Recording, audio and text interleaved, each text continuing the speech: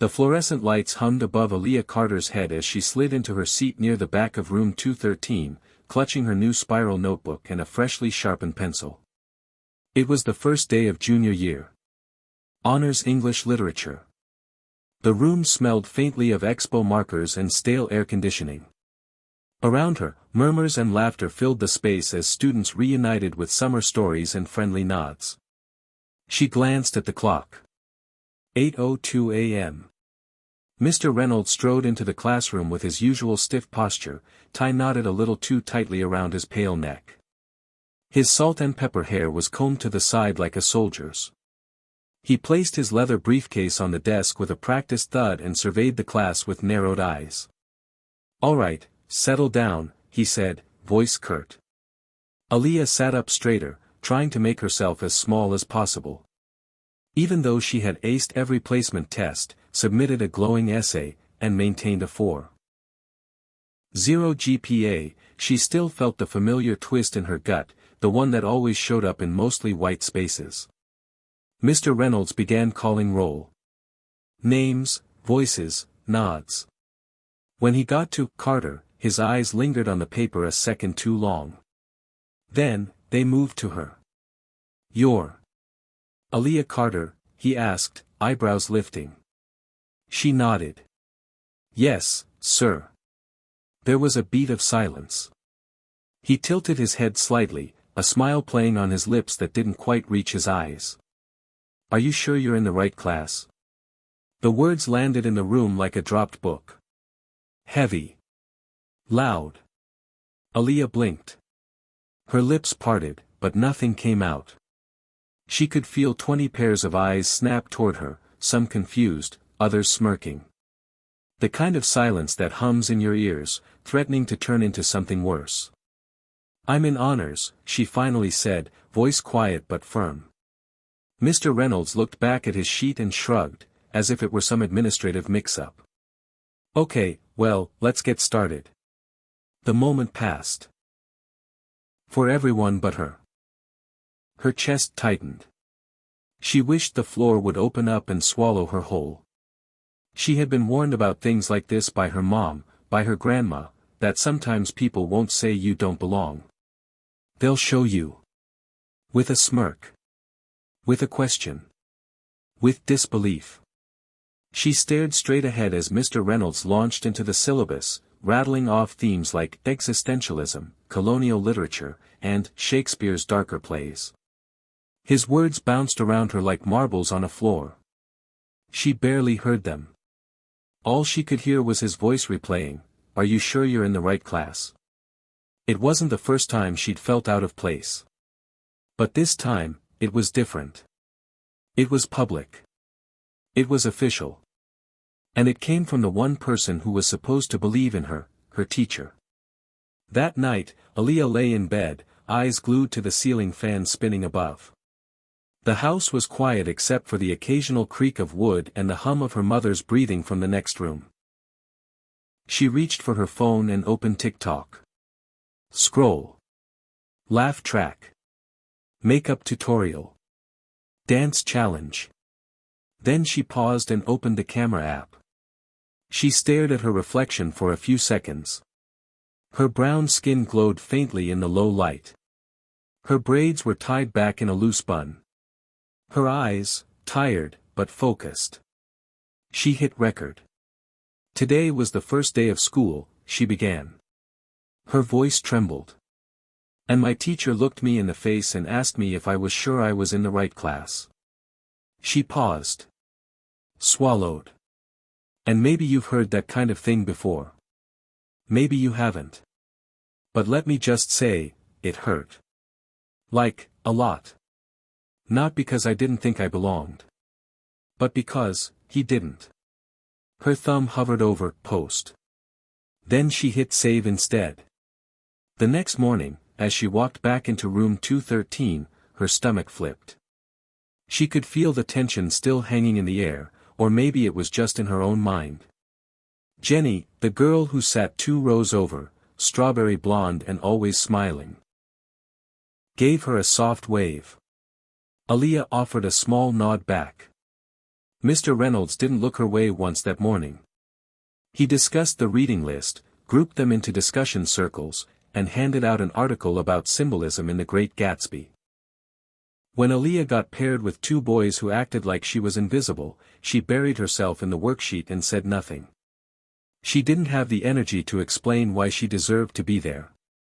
At lunch, she sat under the large oak tree near the parking lot, where fewer people lingered. Jenny found her. "Hey," Jenny said, sitting down. "Mind if I join?" Aaliyah shrugged. "Sure." Jenny took out her lunch and glanced at Aaliyah. "I heard what Mr. Reynolds said yesterday." Aaliyah looked away. "Yeah. I just wanted to say, that was messed up." Aaliyah's throat tightened. "Thanks," she whispered. They ate in silence for a bit, but it wasn't awkward. Just quiet. Safe. After a while, Jenny nudged her gently. "You know you do belong in that class, right?" Aaliyah gave a small smile. "I know. I just wish he did." That night, she opened her journal. The one her grandmother gave her, the one with the brown leather cover and the gold-edged pages. She wrote, "Sometimes it feels like I have to prove I'm smart before anyone believes it. Like my presence isn't enough. Like I have to come with a receipt." She paused. Looked at her own words. Then added, "But I'm not going anywhere. I deserve to take up space." She closed the book and exhaled. Hit subscribe and leave a comment with where you're watching from. This story might just spark a new beginning. What's one thing that always pushes you forward, even when things get tough? Every morning before school, Aaliyah Carter made the same 3 stops: the kitchen, the bathroom mirror, and her grandmother's photograph on the bookshelf. The kitchen was always quiet at 6:15 a.m. Her mom had usually just returned from her overnight nursing shift, exhausted but smiling through it. Scrambled eggs or oatmeal were common fare, sometimes cereal if they were rushing. Their little apartment smelled like laundry detergent and the faint hint of vanilla air freshener. It wasn't fancy, but it was home. "Don't let them get to you," her mom always said, pouring her a glass of orange juice before slipping into her bedroom for a few hours of rest. "You shine too bright for that." In the bathroom, Aaliyah stared into the mirror, her hands brushing the edges of her braids. Some mornings, she felt invincible, her brown skin gleamed under the light, her features sharp and proud. Other mornings, she struggled to see herself at all. Like she was invisible even to her own reflection. But she always lingered last in front of the small bookshelf in the corner of the living room, right beneath the window. There sat a photo of Grandma June, a woman with proud cheekbones, cat-eye glasses, and a mouth that rarely minced words. Grandma June had passed away 2 years ago, but her presence clung to the apartment like perfume. She had been the one to first read Aaliyah To Kill a Mockingbird at age 7. The one who said, "Don't ever apologize for being smarter than they expect you to be, baby." Aaliyah whispered to the photo that morning, "Wish you were here, Grandma." She slid her book bag over her shoulder and stepped out the door. Aaliyah Carter had always been the smart girl. In elementary school, she was the one who read 2 grades ahead and corrected the teacher's spelling once, politely, of course. In middle school, she won the district spelling bee 3 years in a row and had the trophies to prove it, although she kept them tucked under her bed. Bragging felt unnecessary. Her work spoke for itself. But by the time she reached high school, something shifted. Honors classes were harder to get into, not because of the content, but because of the gates. The unspoken rules. Teachers recommending their favorites. Parents sending emails. Counselors subtly nudging students into regular track classes for being too quiet or not quite ready. Aaliyah had to fight for her spot every year. Her mother, Vanessa Carter, had become an expert in drafting firm but respectful emails. She memorized academic policy documents, brought printouts to school meetings, and once quoted the Civil Rights Act in a PTA forum. "She's not being aggressive," Aaliyah overheard someone say once about her mom. "She's just loud." But Vanessa never apologized. "I wasn't raised to whisper for what's mine," she'd say, tying her hair up before work. "Neither should you be." The apartment complex they lived in sat at the edge of the district. The line between neighborhoods was so thin it barely showed up on Google Maps, but you could see it clearly in the school hallway. In the way certain lockers were decorated and others were not, in the shoes people wore, in the cars that dropped them off in the morning. Aaliyah took the bus. Jenny, her best friend since 6th grade, lived on the other side of the line. She rode in every morning with her mom's Tesla, sipping Starbucks and scrolling Instagram. But to her credit, Jenny never acted like she was above anyone.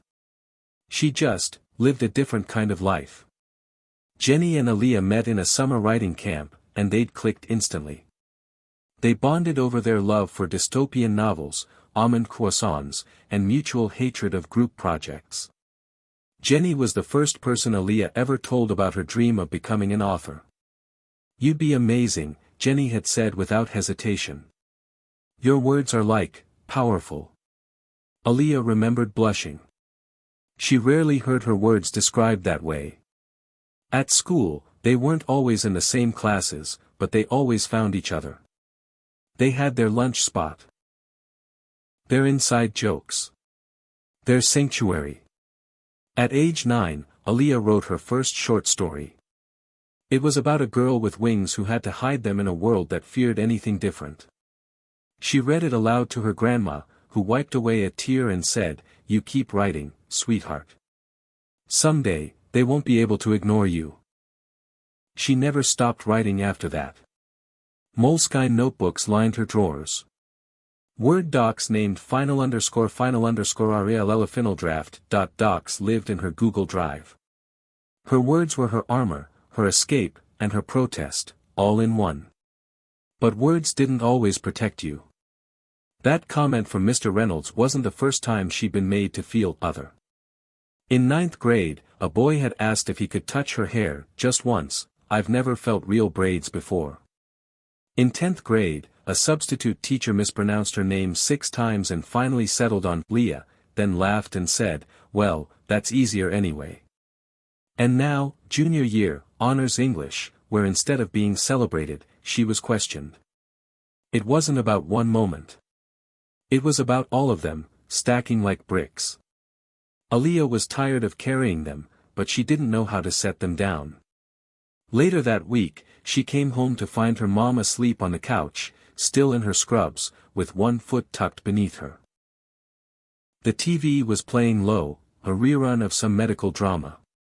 The apartment was dim, sun just starting to fade outside the blinds. Aaliyah sat down beside her and gently tapped her shoulder. Vanessa stirred. "Hey, baby. You up?" "Barely." Aaliyah hesitated. "He asked me if I was in the wrong class." Her mom didn't need to ask who. She just sighed and rubbed her eyes. "And what did you say?" "I said I belonged. But I didn't believe it in that moment." Her mom pulled her into a hug, warm and familiar. "Believing comes after surviving, baby. You did good."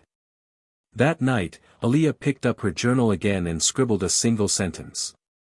"They keep testing me like I'm an experiment they didn't approve." She stared at it for a while.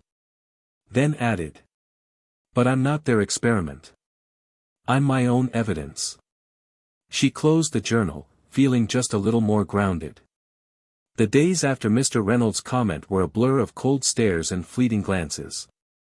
Every time Aaliyah stepped into room 213, it was like walking through a field of landmines.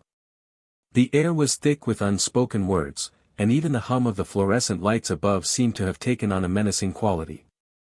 She kept her head down, buried herself in the work, and tried to ignore the quiet tension that seemed to hang in the room. Mr. Reynolds never directly acknowledged his comment from that first day, but his actions spoke louder than any apology could have. Every assignment was met with cold precision.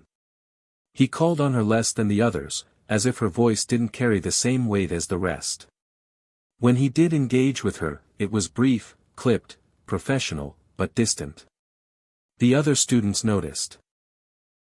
Aaliyah could feel it in the way their eyes lingered just a little too long, how some of the girls whispered to each other when they thought she wasn't looking.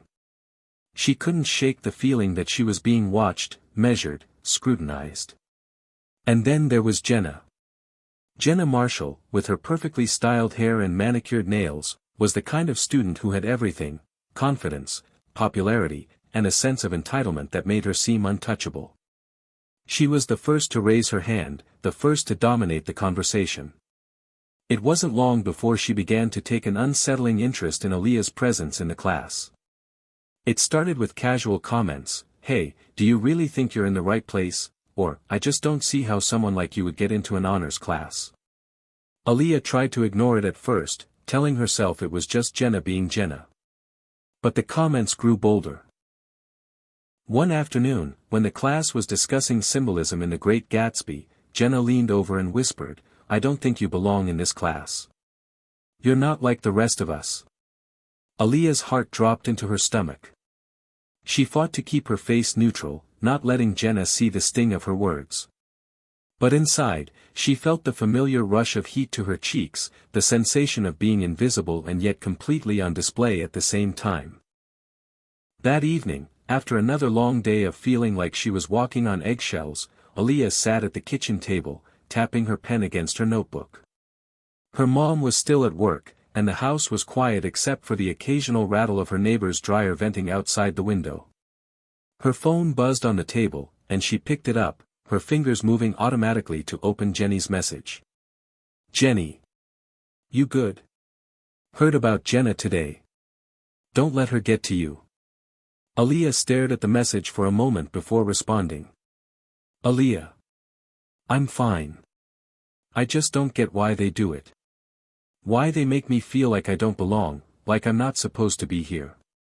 There was a long pause before Jenny's reply came in. "Jenny. You do belong. You belong everywhere. Trust me. You're smarter than all of them." Aaliyah smiled at her phone, the warmth from Jenny's words sinking in for a brief moment. Jenny always knew what to say. But it didn't change the fact that every day, Aaliyah had to fight to prove her worth, not just to her classmates, but to herself. She put the phone down, rubbing her forehead. Her mind was a whirl of frustration and doubt. She hadn't done anything wrong. She had worked harder than anyone to get here, to be in this class, to prove that she was capable. So why did it feel like she was constantly being judged? She grabbed her journal, opened it to a new page, and began to write. "I don't know how to explain this feeling, like I'm constantly on trial, but no one tells me what the charges are. Every day feels like an audition. Like I have to convince everyone that I'm smart enough to sit at the table." She paused, tapping the pen against her teeth. Was she just being dramatic? Or was this really how it was? She didn't know anymore. All she knew was that it was exhausting. The next day, the class was discussing a new book, The Scarlet Letter, and Mr.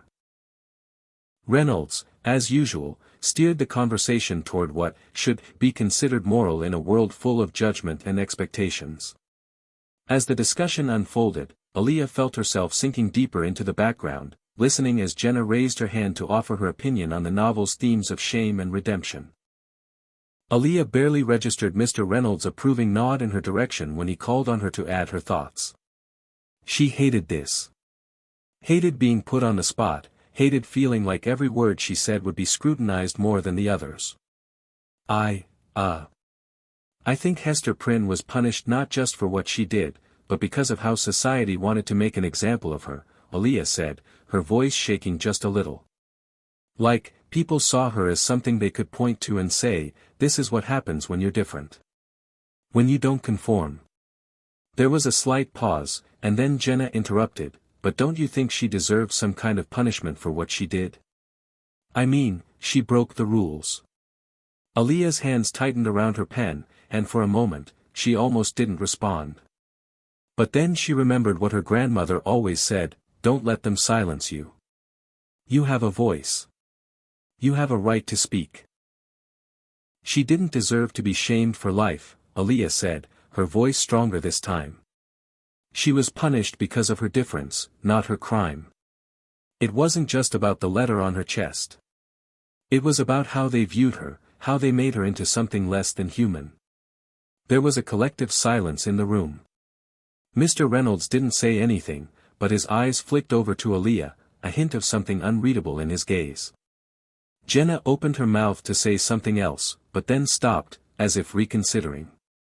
The tension was thick in the air.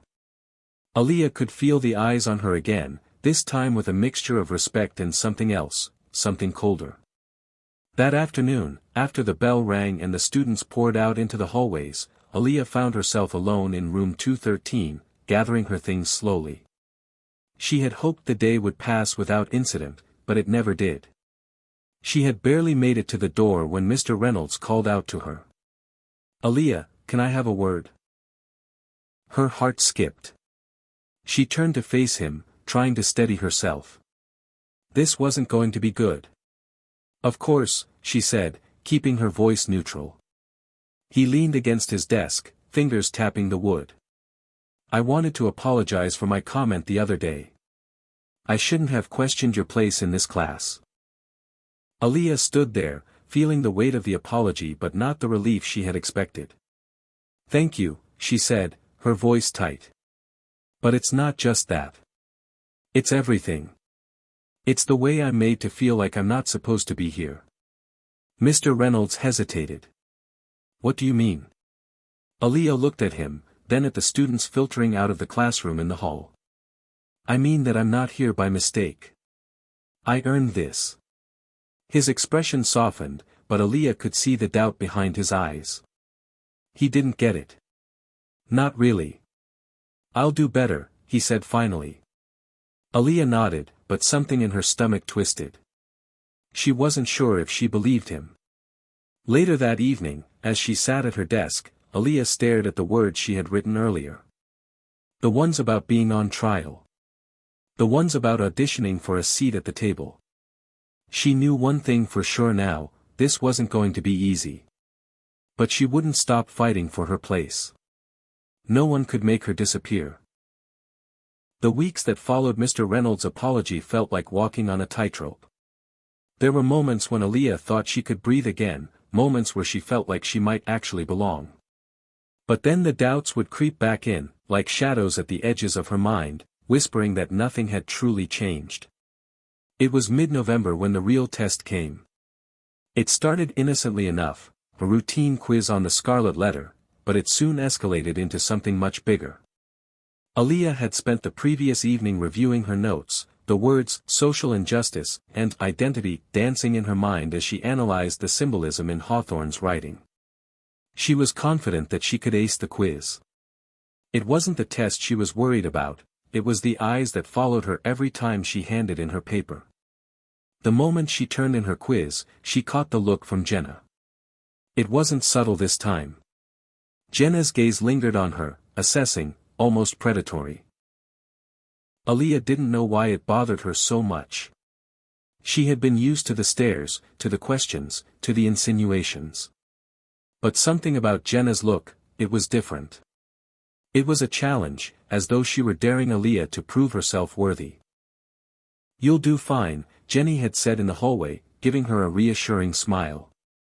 But even Jenny seemed a little unsure. When the quiz results came back, Aaliyah was shocked to see that she had scored the highest in the class. It wasn't the grade that caught her attention, though, it was Mr. Reynolds' comment written in the margin. "I'm impressed. But are you really that good, or are you just trying to prove a point?" Her heart sank.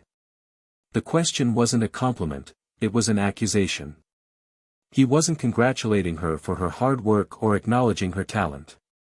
He was implying that her excellence was somehow motivated by something other than genuine ability. That it was just a protest, a statement. She stared at the paper for a long time, the words feeling like a slap to her face. She knew he was implying something about her race, about her place in this class. As if she couldn't possibly have earned her spot, she must have been fighting to prove a point. The following class, Aaliyah didn't know whether to confront him or let it go. But Jenna's laugh from across the room, that high-pitched, arrogant laugh, made up her mind. She wasn't going to stay silent. "I need to talk to you after class," she said to Mr. Reynolds, trying to keep her voice steady. He raised an eyebrow, but nodded. "Sure, Aaliyah. We'll talk then." Aaliyah's hands shook as she sat through the rest of the lesson. She couldn't concentrate. The words "prove a point" kept echoing in her head, bouncing around like a cruel loop. The bell rang, and the other students filed out, leaving only the two of them in the quiet room. Mr. Reynolds stood by his desk, waiting. "You wanted to talk?" he asked, a neutral expression on his face. Aaliyah took a deep breath, then stepped forward. "You wrote something on my quiz that I don't think you meant. You asked if I was trying to prove a point, and I don't understand why you'd think that." Mr. Reynolds didn't immediately respond. He looked at her, his eyes betraying nothing. He folded his arms. "I was just questioning the motivation behind your performance. You're one of the top students in a class full of highly qualified individuals. I just wondered what was driving you." Aaliyah's blood ran cold. It was exactly what she feared. Why does it have to be about motivation? Why can't it just be about me being good enough? Why is it always about proving something? Mr. Reynolds sighed. "Aaliyah, you're taking this the wrong way. I didn't mean to offend you." "But you did," she replied, her voice a little louder than she intended.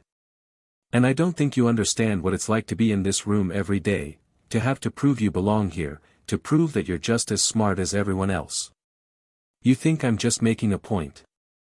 I'm trying to survive here. I don't have the luxury of assuming people believe I belong in a place like this." There was a long silence. Mr. Reynolds seemed taken aback by her words. He didn't speak for a moment, as if he was weighing something in his mind. Aaliyah could feel her chest tightening with the force of all her pent-up frustration. "I didn't realize you felt that way," he said quietly. "But I think you're missing something. I've seen the way the other students react to you. I've seen the tension. You can't pretend it doesn't exist." Aaliyah nodded slowly. "I'm not pretending it doesn't exist. But I'm not here to make anyone comfortable. I'm here to do the work. Just like everyone else." Another pause. This time, Mr. Reynolds seemed to soften a little. "I'll take that into account moving forward. I'll make sure I'm more careful with my words." But even as he said it, Aaliyah couldn't shake the feeling that it wasn't enough. Not just for her, but for all the students who had ever felt like they had to prove their worth in a space that wasn't made for them. It wasn't just about one teacher's words. It was about an entire system that made them feel invisible, like their intelligence was a product of their struggle rather than their natural ability. The next day, Aaliyah walked into class, heart pounding. She didn't know what to expect. Would things change? Would Mr. Reynolds treat her differently? Would Jenna still look at her like she was a threat? But when she walked into the room, it was almost as if nothing had happened.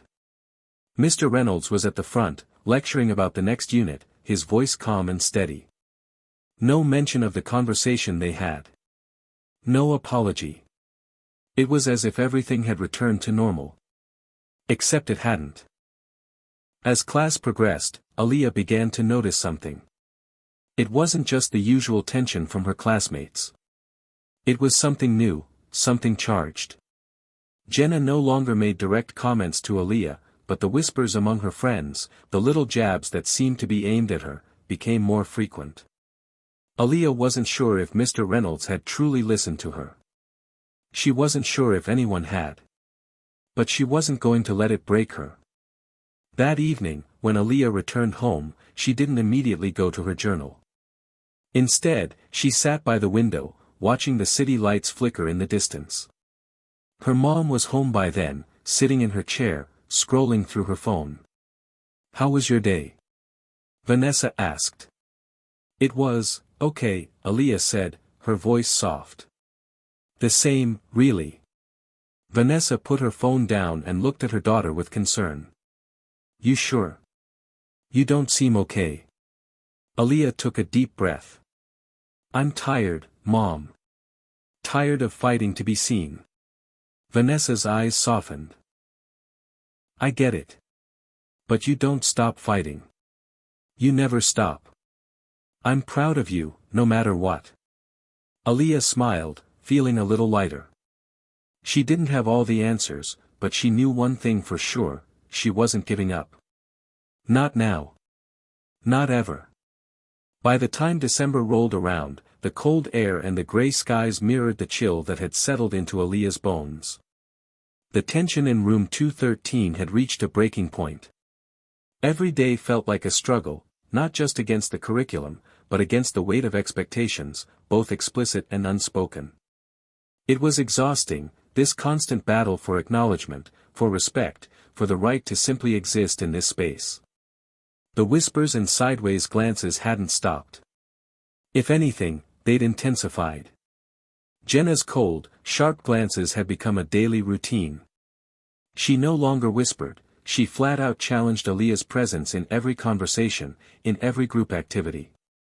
And it wasn't just her. It was the entire class.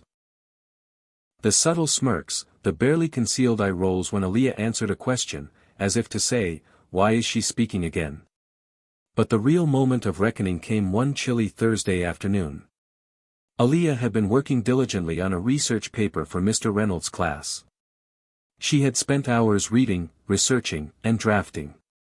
This was her chance, her opportunity to prove to everyone that she belonged here, that she had the skill, the intellect, and the drive to excel. The paper was about the intersection of race and identity in Beloved, Toni Morrison's seminal work. Aaliyah knew this was a critical moment, not just for the class but for herself. If she could nail this, it would be the proof she so desperately needed to silence the doubts, from herself and from the people around her. But just as she was about to submit the paper, Mr. Reynolds made an announcement that shattered her fragile sense of confidence. We'll be having peer reviews for this paper. Everyone will read one other student's work and provide feedback. He paused, his eyes briefly scanning the room. Aaliyah, you'll be reviewing Jenna's paper. The room seemed to freeze. Aaliyah's heart skipped a beat. Jenna. The irony wasn't lost on her. Aaliyah had spent the last few months struggling under the weight of Jenna's constant snide comments and passive-aggressive behavior. Now, she was supposed to review her paper. She couldn't help but wonder if Mr. Reynolds had orchestrated this on purpose, as if to force Aaliyah to confront her. It wasn't just uncomfortable. It was impossible. Aaliyah's hands trembled slightly as she opened Jenna's paper. Her eyes scanned the first few sentences, and immediately, she knew. Jenna's work was superficial. It was full of assumptions and clichés, lacking the depth that Aaliyah had poured into her own paper. But as she read on, she also felt something else, a deep, consuming anger. This was it. This was the moment she had feared. She had worked so hard to get to this point, to prove that she deserved to be here, only to be handed the responsibility of reviewing the work of someone who hadn't earned her place in the same way. It wasn't just about the paper, though. It was about everything.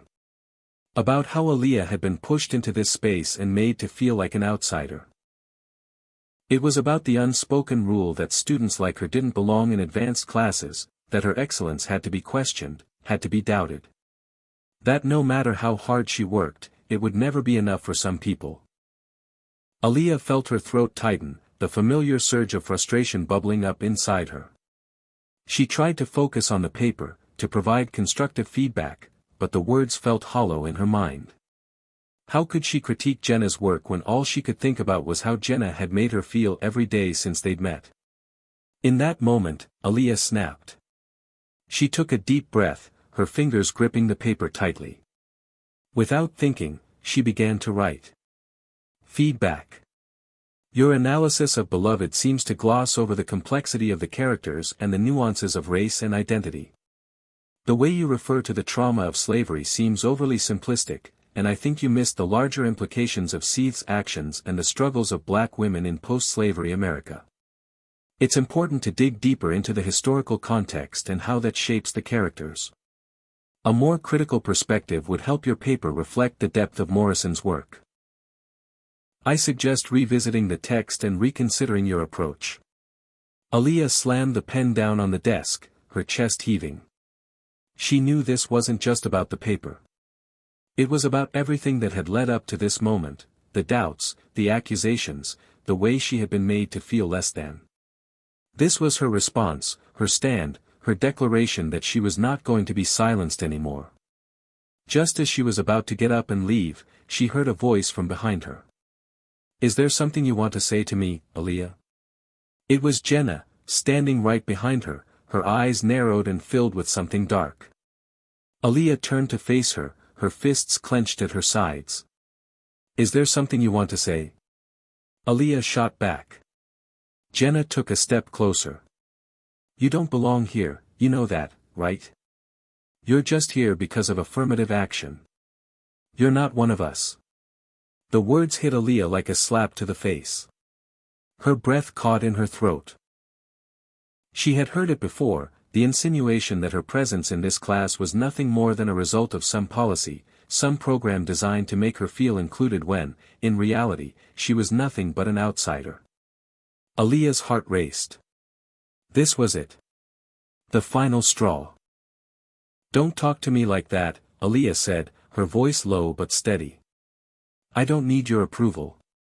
And I didn't get into this class because of anything other than my own hard work. I've earned my place here. Maybe you should focus on your own work instead of worrying about mine." There was a moment of silence. Jenna's face twisted in disbelief, and for a brief second, Aaliyah thought she might say something more, something hurtful, something meant to tear her down even further. But instead, Jenna just turned on her heel and stormed away, leaving Aaliyah standing there, her heart pounding. After class, Aaliyah felt like she was walking on air. She couldn't believe what she had just said. But at the same time, she felt a surge of relief. It wasn't about the fight. It was about finally standing up for herself.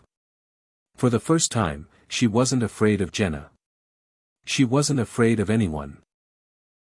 The next morning, when Aaliyah arrived at school, the weight that had hung over her all semester felt lighter. The tension was still there, of course. But something inside her had shifted. She wasn't going to let anyone make her feel less than she was anymore. As she sat down at her desk in room 213, she caught Mr. Reynolds' gaze. There was something different in his eyes. A recognition. Acknowledgement. Maybe, just maybe, he understood her now. The weeks after the confrontation with Jenna felt like the calm after a storm, though Aaliyah wasn't sure whether the storm had fully passed. She had never been the type to back down, but after that moment in Mr. Reynolds' classroom, she started to feel a strange shift inside herself. It was subtle, like a seed of something new taking root. Confidence. Strength. The realization that she was worthy of her place in that class. It wasn't that the other students suddenly welcomed her with open arms, or that Jenna magically stopped looking at her with disdain. No, the classroom still had its challenges. There were still sideways glances, still moments when Aaliyah felt like the only black face in a sea of indifferent expressions. But something had changed. She had changed. She no longer saw herself through their eyes. She began to see herself through her own. One chilly Friday afternoon in early December, after a particularly grueling test, Aaliyah found herself alone in the hallway, waiting for her mom to pick her up. She leaned against the lockers, her arms crossed over her chest. It had been a long week, filled with challenging assignments, snide remarks from some classmates, and, of course, that lingering feeling of being watched. She still didn't feel completely comfortable in the honors class. But something about the way she held herself, about how she refused to shrink under the pressure, was beginning to make a difference. The weight that had felt so heavy at the start of the semester was starting to feel lighter. Aaliyah had made it through this far. She knew she wasn't going to quit. The sound of footsteps broke her from her thoughts. She turned to find Mr. Reynolds walking toward her, his expression unreadable. He stopped a few feet away, his hands tucked into his pockets. "I wanted to talk to you, Aaliyah," he said, his voice steady. "I know the last few weeks have been tough. For both of us." Aaliyah raised an eyebrow but said nothing, waiting for him to continue. "I've been reflecting on our conversations, on what you said to me. You were right." He paused, as if unsure how to continue. "I've been blind to the challenges you've been facing. I've been blind to the fact that you've been working twice as hard just to get the same recognition as others. I want to apologize for not seeing that sooner." Aaliyah was taken aback. For a moment, she didn't know how to respond. The apology was genuine, but it felt a little too late. She had fought so hard to get to this point. Now, hearing Mr. Reynolds say that he finally understood, well, it didn't change everything. But it was a start. "I appreciate that," she said quietly, her voice soft but resolute. "But you know, it's not just about you. It's about the whole system, the way people like me are treated. It's about the assumption that we don't belong." Mr. Reynolds nodded, his face thoughtful. "I get it. And I'll do better. I'll make sure that your work gets the credit it deserves, and not just because you're black, but because you've earned it." Aaliyah nodded. It wasn't a perfect apology. It wasn't a perfect solution. But it was a step in the right direction. As she walked home that day, Aaliyah couldn't help but reflect on the journey that had brought her here. When she first started in that honors class, she had been so afraid. Afraid that she didn't belong, that she wasn't good enough, that the world would look at her and see only her skin color, not her abilities. She had been filled with doubt, consumed by it. But now, she had found her voice. She had found her strength. And it wasn't just about surviving the class anymore. It was about thriving in it. It was about embracing her place and fighting for what was hers, not just in the classroom, but in the world. When Aaliyah stepped off the bus and into her house, her mom was there, waiting for her with a warm smile. "How was school today, sweetheart?" Vanessa asked, her tone light. "It was good," Aaliyah said, not knowing how to explain the mix of emotions swirling inside her. "Better, at least." Vanessa raised an eyebrow. "Better?" Aaliyah took a deep breath, gathering her thoughts. "I had a conversation with Mr. Reynolds today. He apologized." Vanessa's face softened with a quiet pride. "I'm glad to hear that. But remember, baby, it's not just about their apologies. It's about you knowing your worth. You've always known you were meant for greatness. Don't let anyone take that from you." Aaliyah smiled, the words settling in her heart like a warm blanket. Her mom was right. It wasn't just about the apologies. It wasn't about whether or not the world recognized her. It was about her own recognition, her own belief in herself. That was where the real power lay. A few weeks later, the semester came to a close, and the final grades were posted. Aaliyah had earned an A in Mr. Reynolds' class, the highest grade she had ever gotten in an honors course. But it wasn't the grade that mattered the most to her. It was the feeling that she had finally earned her place. That she had proved to herself, and to everyone else, that she belonged. As she sat in the classroom for the last time before the winter break, Aaliyah looked around at her classmates. Jenna was still sitting in the corner, still casting her occasional icy glare, but something had changed in Aaliyah. She no longer felt the need to prove herself to anyone, least of all Jenna. She had already proven what needed to be proven, not through her grades or her achievements, but through her strength. Through her resilience. Through her refusal to be silent. She was ready for whatever came next. Aaliyah's journey wasn't over. She knew that the road ahead would have its challenges, and she knew that she'd face more moments of doubt and struggle. But she also knew something now that she hadn't known before: she had the power to change the narrative. She had the power to redefine what it meant to belong. And no one, not Mr. Reynolds, not Jenna, not anyone, could take that away from her. The winter break came and went in a blur of family gatherings, New Year's resolutions, and the deep comfort of finally having a moment to breathe. Aaliyah spent most of her time at home, finding solace in the quiet space where she didn't have to explain herself. She knew that the next semester would bring new challenges, but for now, the weight of everything that had transpired felt lighter. When she walked into room 213 on the first day of the new semester, something was different. The familiar murmur of conversation among her classmates, the rustle of notebooks, the shuffle of chairs. Everything felt slightly unfamiliar, like she was seeing it all through new eyes. Maybe it was the new semester energy, the sense of possibility that came with a fresh start. Or maybe it was the shift that had happened within herself. For the first time, Aaliyah walked into the classroom not with her head down, but with a sense of purpose in her stride. She wasn't the same girl who had hesitated to raise her hand, who had stayed quiet in the back of the room, trying to blend in. She wasn't there to make everyone comfortable, she was there to succeed, to prove her worth to herself, not anyone else. Mr. Reynolds was already at his desk, sifting through papers. When he looked up and saw her walk in, his eyes softened, just a little, as if he too could sense the difference. He gave her a small nod of acknowledgement. "Good to see you back, Aaliyah," he said, his voice warm but with a professionalism that came with the start of a new term. "Thanks," she replied, a genuine smile tugging at her lips. The semester quickly settled into a rhythm. The lessons became more challenging, but so did Aaliyah's resolve.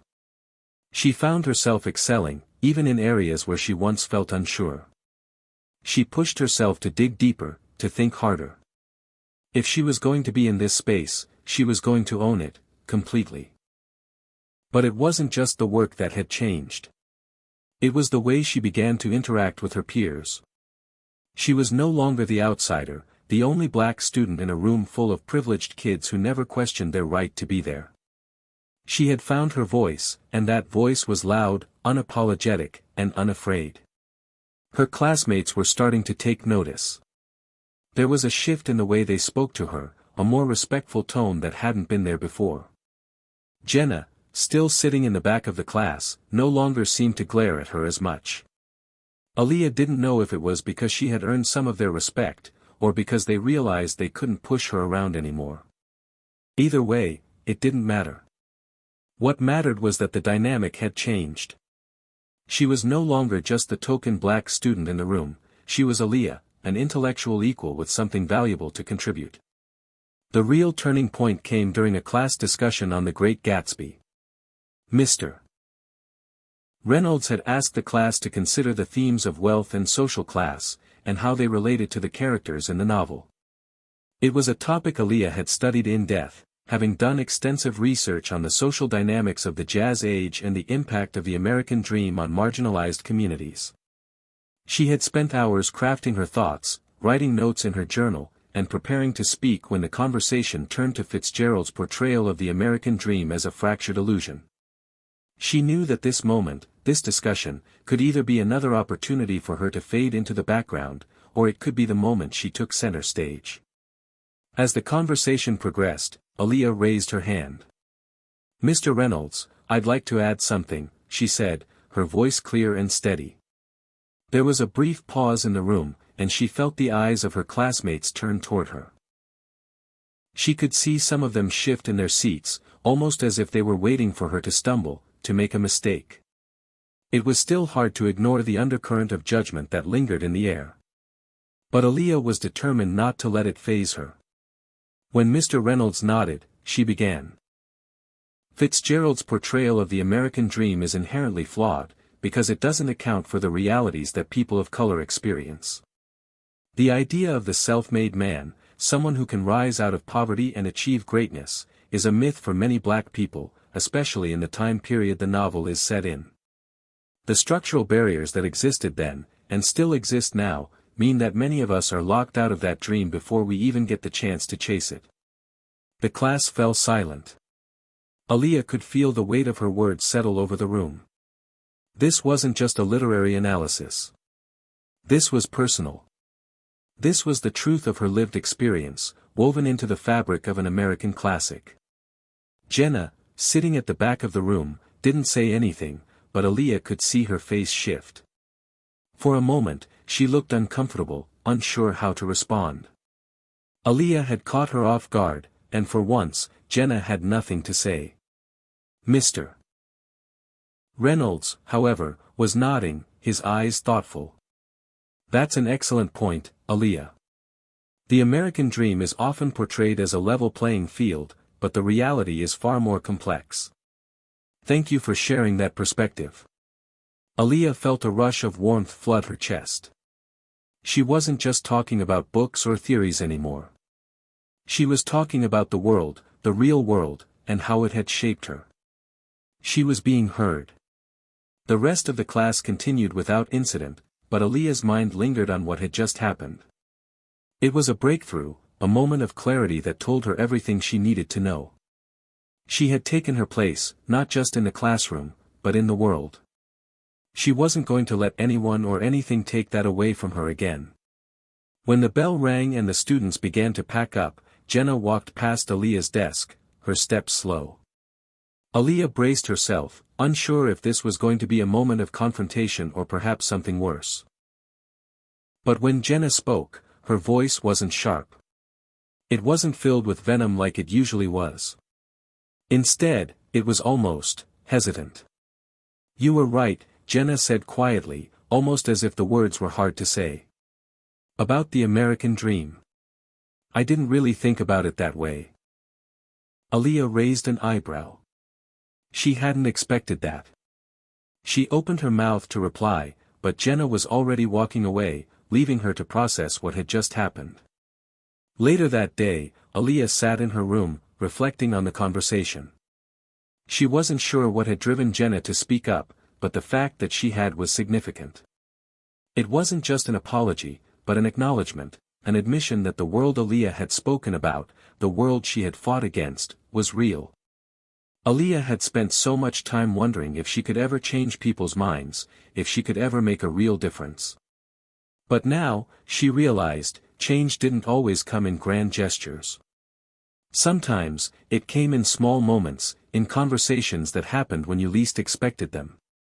She wasn't done yet, not by a long shot. The battle for her place, for the place of every student like her, was far from over. But for the first time, Aaliyah felt like she had allies, even in the most unexpected places. The next few weeks of the semester felt like a turning point. Aaliyah continued to work harder than ever, digging deep into her assignments, pushing the limits of her understanding, and refusing to back down when things got tough. With every test she aced, every classroom discussion she led, she grew more confident in her place. But that confidence was accompanied by a hidden weight that no one seemed to understand. What no one knew was the toll it took on her. The exhaustion that crept into her bones at night when she tried to sleep, but the thoughts kept racing in her head. The moments of self-doubt that never truly disappeared, lurking in the corners of her mind like shadows that wouldn't fade. Aaliyah had come to realize that the hardest part wasn't proving herself to her classmates. It was proving herself to herself. Because no matter how hard she worked, no matter how many A's she brought home, there was still a voice inside her that whispered she didn't belong. That voice was quiet at times, but it was always there, reminding her that she was different. She pushed those thoughts away, telling herself she couldn't afford to be weak. But sometimes, it felt like the weight of carrying this constant battle on her own was more than she could bear. One cold Tuesday afternoon, Aaliyah was sitting at her desk, scanning through her textbook for the next lesson when a sudden knock on the door interrupted her thoughts. She looked up to see Mr. Reynolds standing in the doorway, his usual calm demeanor replaced by an unusual intensity. "Aaliyah, can I talk to you for a minute?" he asked, his voice low and serious. She nodded, pushing her books aside. "Of course, Mr. Reynolds. What's up?" He stepped into the room and closed the door behind him, a gesture that made Aaliyah's pulse quicken slightly. She couldn't remember the last time Mr. Reynolds had pulled her aside like this. He wasn't the type to single anyone out. I've been noticing something over the past few weeks, he began, his eyes meeting hers with an almost concerned look. I can tell you're working harder than anyone in the class, but I've also noticed how much you're carrying on your own. You seem tired. Distracted. Aaliyah's chest tightened. Was it that obvious? She tried to mask it with a quick smile, but Mr. Reynolds wasn't fooled. I'm fine, she replied quickly, brushing her hair behind her ear. I'm just focused, that's all. He wasn't convinced. Aaliyah, I'm not talking about your schoolwork. You're an excellent student, and that's not up for debate. But I can tell something's going on. And I'm worried that you're pushing yourself too hard. Aaliyah paused, feeling the weight of his words. She had been keeping so much inside, so much that she hadn't even realized how much it had started to weigh her down. She opened her mouth to say something, to tell him she didn't need help, but the words wouldn't come.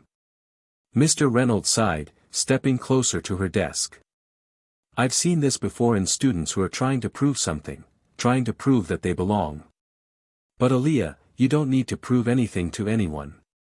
You've already proven more than enough. You just need to take care of yourself. Aaliyah looked down, biting her lip as a lump formed in her throat. She didn't know why it was so hard to admit that she was struggling. She had always been the strong one, the one who could handle anything that came her way. But this? This was different. She swallowed hard. It's not just about school, Mr. Reynolds. It's everything. I'm trying so hard to be accepted, but sometimes it feels like it's never going to be enough. Like no matter how hard I try, I'm still going to be the outsider. The one who doesn't belong. Mr. Reynolds' face softened with understanding. Aaliyah, I see you. I see how hard you work, how much you put into every assignment, every discussion. But don't let that drive you to burn yourself out. You are enough, not because of your grades or what you accomplish, but because of who you are. I know it's not easy. I know it's harder for you than it is for some of the others. But that doesn't mean you don't belong here. The weight of his words hung heavy in the air, and for the first time in a long time, Aaliyah allowed herself to feel vulnerable. She allowed herself to admit that, despite all her strength and determination, she was struggling. She was human. I don't know what to do, she said quietly, her voice breaking slightly. Sometimes I just feel so alone. Like I'm the only one who sees it, who feels it. Mr. Reynolds sat down across from her, his expression serious but compassionate. You're not alone, Aaliyah. It might feel like it sometimes, but you have people who care about you. I care about you. And I believe in you. If you ever feel like you need to talk, or if you're struggling with anything, school or otherwise, please come to me. Don't carry this burden alone. Aaliyah nodded slowly, her mind racing with the weight of what he had said. She wasn't alone. She wasn't alone. Maybe that was the hardest part to accept, that she didn't have to carry the weight of the world by herself. Maybe it was okay to let others in, to lean on them when she needed to. The rest of the week passed by in a haze, but the conversation with Mr. Reynolds stayed with Aaliyah. She began to realize just how much she had been bottling up, how much she had been trying to prove, and how much of it was for other people's approval. She had been trying to earn a place where she already belonged, and it was wearing her down. That Friday night, she sat down at the kitchen table with her mom, who was helping her go over a paper she had written. Vanessa noticed the quiet shift in her daughter's energy, the way her shoulders were less tense, her gaze more thoughtful. You okay, baby?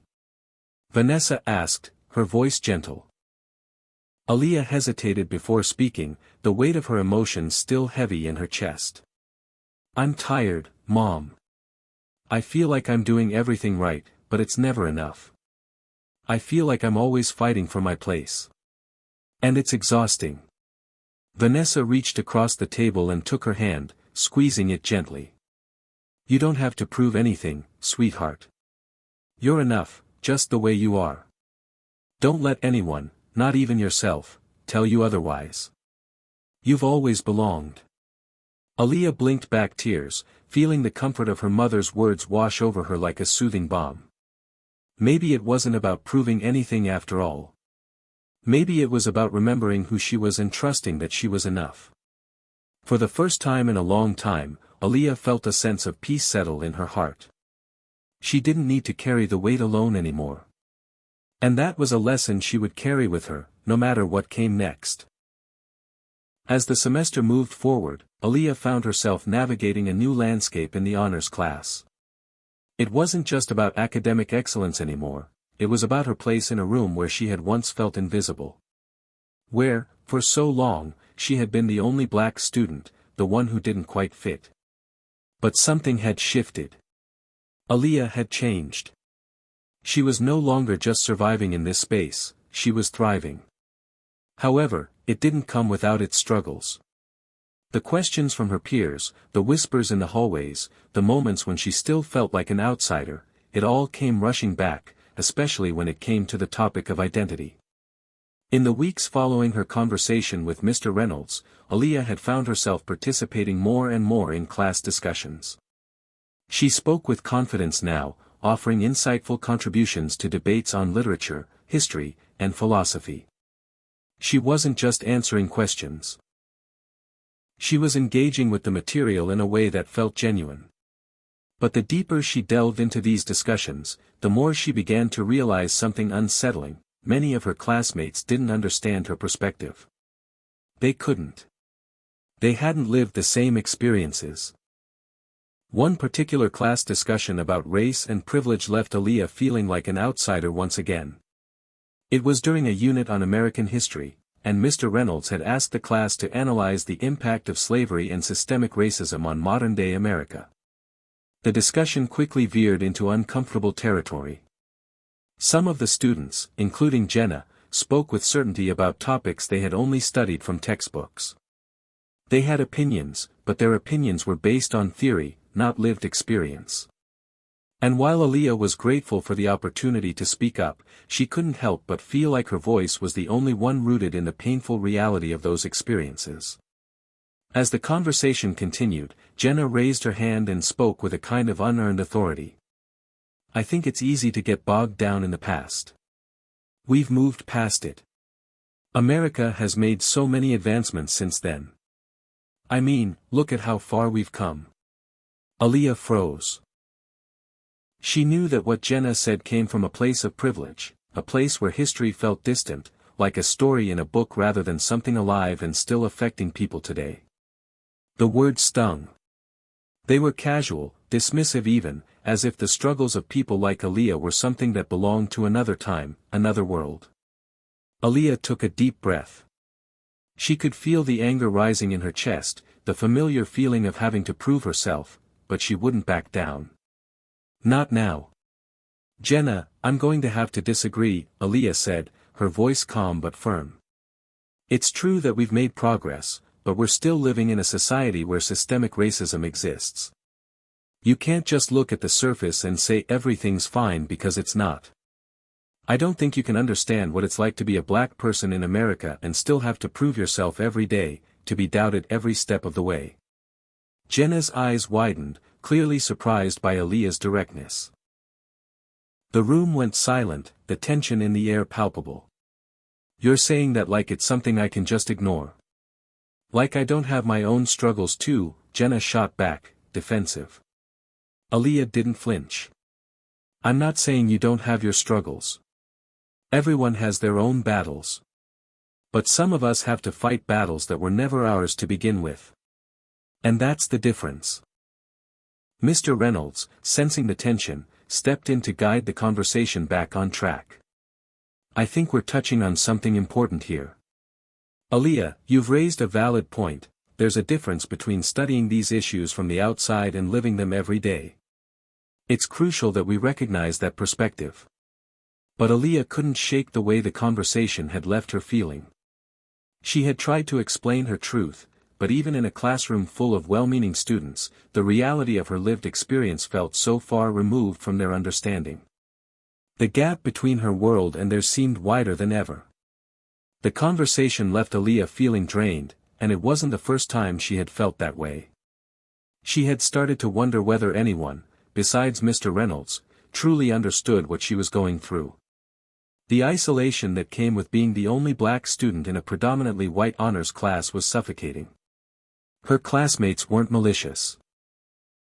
They weren't intentionally trying to erase her identity. But they didn't get it. They couldn't. That night, as Aaliyah lay in bed, her mind was a whirlwind. She stared up at the ceiling, grappling with the reality that no matter how hard she worked or how much she proved herself, she would always be fighting for her voice to be heard. Her phone buzzed beside her, a message lighting up the screen. It was from Jasmine, one of her close friends from the neighborhood who had always been there for her, even when things got tough. "Jasmine, how's the honors class going? You still hanging in there?" Aaliyah smiled faintly, grateful for the familiarity of Jasmine's voice in her life. She quickly typed back. "Aaliyah, it's tough. I'm starting to feel like I don't belong anymore. No one gets it. It's like I'm always explaining myself. Jasmine, girl, you belong. Don't let anyone tell you otherwise. They don't see it, but you're doing something they can't even imagine. Just keep pushing."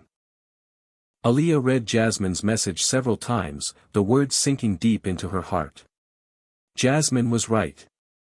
No matter how many times she felt out of place, the fact remained that she had earned her spot. She had every right to be there, more than most of them. But it was hard, Aaliyah thought as she stared at the screen. It was hard to keep fighting when the battle felt endless, when the people around her didn't even realize they were part of the problem. There were days when she wished she could just blend in, to walk through life without being questioned or judged because of the color of her skin. But the truth was, she couldn't. She couldn't change who she was, and she wouldn't. The next day, as she entered room 213, Aaliyah made a decision. She wasn't going to apologize for speaking her truth anymore. She wasn't going to shrink back, to dim her light just because it made others uncomfortable. She belonged here, just as much as anyone else. When the class discussion resumed, Aaliyah raised her hand once again. This time, when the eyes of her classmates turned toward her, she didn't feel fear. She didn't feel doubt. She just felt ready. "I just want to say something," Aaliyah began, her voice strong. "I understand that not everyone in this room will ever fully understand what it's like to walk through life as a black person in this country. But I need you to listen when I say that what we're learning here is more than just history. It's real. And when we talk about these things, it's important that we acknowledge that for some of us, the fight is not over. It's not a conversation for us, it's our reality. So, I need you to understand that, even if you don't feel the weight of it, it's there. And it matters." There was a moment of silence, and then Mr. Reynolds nodded thoughtfully. "Thank you, Aaliyah, for saying that. It's important for all of us to listen, not just to the facts, but to the people who live them." Aaliyah felt a small, victorious spark inside her. She had said her piece. She had made them listen. And that was enough, for now. Aaliyah's newfound confidence felt fragile, as if it might shatter at the first sign of resistance. While she had made some strides in asserting herself, she knew that being the only black student in an honors class wasn't going to get any easier. Each day she sat in room 213, she felt the weight of being watched, scrutinized, judged, even if subtly. And it wasn't just the other students. It was her own internal battle, the constant tug-of-war between the girl who wanted to succeed and the girl who sometimes felt like she didn't belong. Despite the emotional highs and lows of the last few weeks, Aaliyah continued to show up, pushing through the exhaustion and the doubts. But she couldn't escape the moments that left her questioning whether she had made the right choice by staying in the class. It started one Tuesday morning, a few days after her powerful statement in class. As Aaliyah walked into school, she couldn't shake the nagging feeling that something had changed. Her classmates seemed different, distant, almost as if they were treating her with an unspoken caution. She couldn't pinpoint it at first, but by the time she reached her locker, she realized what it was. Jenna had made a comment to some of the other students, and it had spread like wildfire through the halls. Aaliyah overheard a group of girls in the hallway laughing about something. As she passed by, she caught snippets of their conversation. "She thinks she knows everything now," one of them said, her voice laced with sarcasm. "Like, we're all supposed to listen to her lecture us on racism or whatever."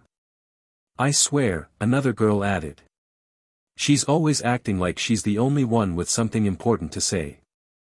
Like she's the expert on everything." Aaliyah's heart sank. She wanted to ignore it, to keep walking and pretend she hadn't heard them, but the words stung, settling deep inside her. She knew exactly who they were talking about. It was the same feeling she had encountered before, being the outsider. But this time, it wasn't just about feeling ignored or overlooked. It was about being resented for speaking up. By the time she walked into Mr. Reynolds' class that morning, Aaliyah could feel the tension in the air. The moment she entered, she noticed the way Jenna's eyes slid over her, the way the other students subtly turned away when she looked their way. She was still the only black student in the room, but now, it seemed like her presence was more of an inconvenience than anything else. As the bell rang and the lesson began, Aaliyah tried to focus on the discussion. Mr. Reynolds had just introduced a new topic on the civil rights movement, and Aaliyah knew that this was where the real challenge lay. But the tension between her and some of the other students was palpable, and every time she raised her hand to answer a question, she could feel the weight of their judgment. The next few days didn't get any better. Every time Aaliyah spoke, it felt like the room held its breath. Her classmates whispered behind her back, and she could see their eyes darting in her direction, their expressions ranging from annoyance to condescension. Jenna, especially, seemed to be at the center of it all. One day after class, Aaliyah was gathering her things when she noticed Jenna standing by the door, speaking to a few of the other students. Her voice was loud enough for Aaliyah to hear, and this time, the words were unmistakable. "Honestly, I don't get why she's so mad all the time. It's like she thinks she has a monopoly on struggle or something," Jenna said with a laugh, her tone bitter.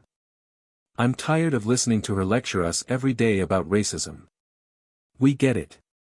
The words hit Aaliyah like a slap to the face. She froze, unable to move as her stomach churned with frustration. Jenna's voice grew louder, and Aaliyah couldn't hold back any longer. She turned around and walked toward the group of students, her heartbeat thumping in her ears. "Jenna, what's your problem?" Aaliyah asked, her voice colder than she intended. Jenna looked up, momentarily surprised. Then her lips curled into a smirk. "What's your problem, Aaliyah? You've been acting like you're the only one who's ever had a hard life. Maybe some of us don't need to hear you complain about your struggles all the time."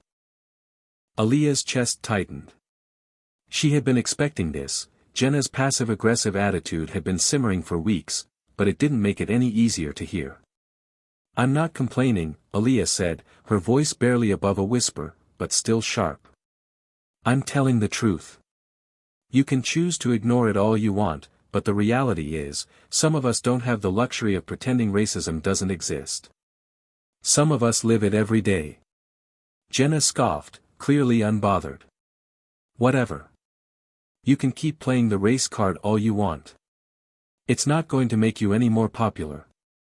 The words felt like a slap, and for a moment, Aaliyah stood there, stunned by Jenna's blatant dismissal of everything she had been working toward. It was like a switch had flipped. All the frustration she had been bottling up, the isolation, the judgment, the constant need to prove herself, came rushing to the surface. But just as she was about to respond, Mr. Reynolds appeared in the doorway. His sharp gaze flicked between Aaliyah and Jenna before he cleared his throat. "Is everything okay here, ladies?" he asked, his tone authoritative. Aaliyah swallowed hard, her fists clenched by her sides. She wanted to say something, to defend herself, to call out Jenna for what she had said, but she didn't. Instead, she took a deep breath, her anger slowly turning into something more controlled. "Yeah, everything's fine," she said, her voice calm but steady. Jenna shot Aaliyah one last glare before turning away, her words echoing in the back of Aaliyah's mind. Whatever, Aaliyah. Keep playing the victim. The rest of the day passed in a blur, but Aaliyah couldn't shake the anger that had burned inside her. She had wanted to confront Jenna, to stand up for herself, but she didn't. Instead, she had kept quiet, because speaking out, speaking her truth, seemed to come with a price. And she wasn't sure if she could afford it anymore. As the bell rang at the end of the day, Aaliyah walked slowly to her locker, her mind heavy with everything that had happened. She had stood up in class, spoken out about racism, and demanded that her classmates listen. But now, it felt like that had backfired. Was it really worth it? Was it worth the alienation, the judgment, the constant battle to be heard? And yet, deep down, she knew it was. Because even though she faced opposition, even though she felt isolated, she had a voice. And she wasn't going to let anyone take that away from her. Not Jenna. Not anyone. The tension in room 213 had not faded. If anything, it had only intensified since the confrontation with Jenna. Every time Aaliyah walked into class, she felt like she was walking into a battleground, her classmates' eyes heavy on her back. But it wasn't just the whispers or the glances that weighed on her. It was the silent expectation that hung in the air, the expectation that she would always be the one to explain, the one to represent, the one to break down walls that no one else seemed willing to touch. In the days following her argument with Jenna, Aaliyah had tried her best to focus on the work. She threw herself into her assignments, hoping that burying herself in the material would help distract from the emotional chaos of the classroom. But it didn't work. Her mind was still preoccupied with the same questions. Did her classmates see her as an individual? Or was she just a symbol of something much larger, a representative of a struggle they didn't fully understand? It didn't help that each lesson felt like a reminder of her isolation. Every time Mr. Reynolds asked a question about race, about inequality, or about the weight of history, Aaliyah felt her heart race. It was as if she had to carry the burden of being the expert on topics she could never escape. It was exhausting, and frankly, it felt unfair. One afternoon, Aaliyah was sitting in the back of the classroom, doing her best to stay focused on the debate that Mr. Reynolds had started. They were discussing the legacy of segregation and its modern-day impacts. Aaliyah wanted to contribute, to give her insights. But just as she raised her hand, she noticed the way Jenna looked at her, a look of quiet disdain that made Aaliyah's stomach twist. This time, Jenna was the one speaking, her voice dripping with condescension. "I mean, I get it," she said, leaning back in her chair as she glanced around the room. "But how do we really know that the stuff people like Aaliyah talk about is still affecting everyone? I mean, my family has worked really hard, and we don't need to keep talking about the past." The room fell silent. Aaliyah's hand, still raised, trembled slightly as her thoughts collided with her emotions. She could feel the weight of everyone's gaze on her, and in that moment, it felt like they were waiting for her to defend herself. To explain her existence. To make them understand the reality of her world. Aaliyah stood up, her palms sweaty but her resolve hardening. "Jenna, I'm not asking anyone to agree with me. But when you say things like that, you make it sound like history doesn't matter. Like my history doesn't matter. But it does. And just because some people have worked hard doesn't mean others don't still face barriers that make it harder for them to succeed." Jenna rolled her eyes, clearly dismissing Aaliyah's words. "Well, I'm just saying that we all have to work hard. And it's not like being black means you can't succeed. Success isn't the problem," Aaliyah snapped. "It's the barriers that exist before we even get a chance to succeed." The room fell quiet again, but this time, it wasn't out of tension, it was out of a quiet acknowledgement. For the first time, Aaliyah realized that she wasn't just talking to Jenna anymore. She was talking to the entire class. She was speaking truths that they hadn't wanted to hear, truths that made them uncomfortable. Mr. Reynolds, sensing the emotional weight in the room, intervened. "Thank you for that, Aaliyah. I think it's important to understand that the past is not just something we talk about in textbooks. It's something that affects us today, whether we realize it or not. The bell rang shortly after, signaling the end of class. Aaliyah felt a mix of exhaustion and relief as she grabbed her things and walked out of the classroom. But the weight of what had just transpired lingered. Jenna's words still echoed in her mind, and she couldn't shake the feeling that, no matter how hard she tried to explain, she would never be able to make others understand what it felt like to walk in her shoes. That night, as Aaliyah sat at her desk working on an assignment for another class, her phone buzzed. It was a message from Jasmine. "Jasmine, you good? You seemed kind of off today." Aaliyah stared at the message, unsure of how to respond. How could she explain the way she was feeling? How could she tell Jasmine that, despite everything she was doing right, it still felt like no one saw her for who she truly was? How could she make her understand that every day felt like an uphill battle against forces she couldn't control? "Aaliyah, it's just hard. No matter how much I try, it feels like I'm always explaining myself, always defending my right to be in the room." "Jasmine, that's messed up. I hate that you have to do that. But I'm proud of you for speaking up. Keep pushing, Aaliyah. You belong there, and don't let anyone tell you otherwise." Aaliyah smiled weakly as she read Jasmine's words. It was comforting to know that her friend understood, but it didn't make the struggle any easier. Every time she spoke up, it felt like she was fighting a battle no one else could see. And that made her question how long she could keep going. The next day, Aaliyah walked into room 213 with a sense of resolve. She knew what she had to do. She had to keep speaking her truth. She had to keep showing up, even if it felt like she was facing a never-ending uphill climb. But as she sat down at her desk, she noticed something that caught her attention. The atmosphere in the room was different. The students weren't as tense as they had been. In fact, some of them were even making an effort to engage with her. Jenna, though still distant, wasn't openly hostile. For the first time in a while, Aaliyah felt a small glimmer of hope. Maybe, just maybe, her voice was starting to make a difference. As Mr. Reynolds started the lesson, he asked a question that sparked a lively discussion. Aaliyah raised her hand, her heart pounding in her chest. This time, when she spoke, it wasn't with the weight of expectation. It was simply with the truth she had carried inside her for so long. "The truth is," she said, looking around the room, "it's not enough to just learn about racism in history books. We have to understand how it continues to impact people today. If we don't acknowledge that, we're not really learning at all." The silence that followed wasn't uncomfortable. It wasn't full of judgment.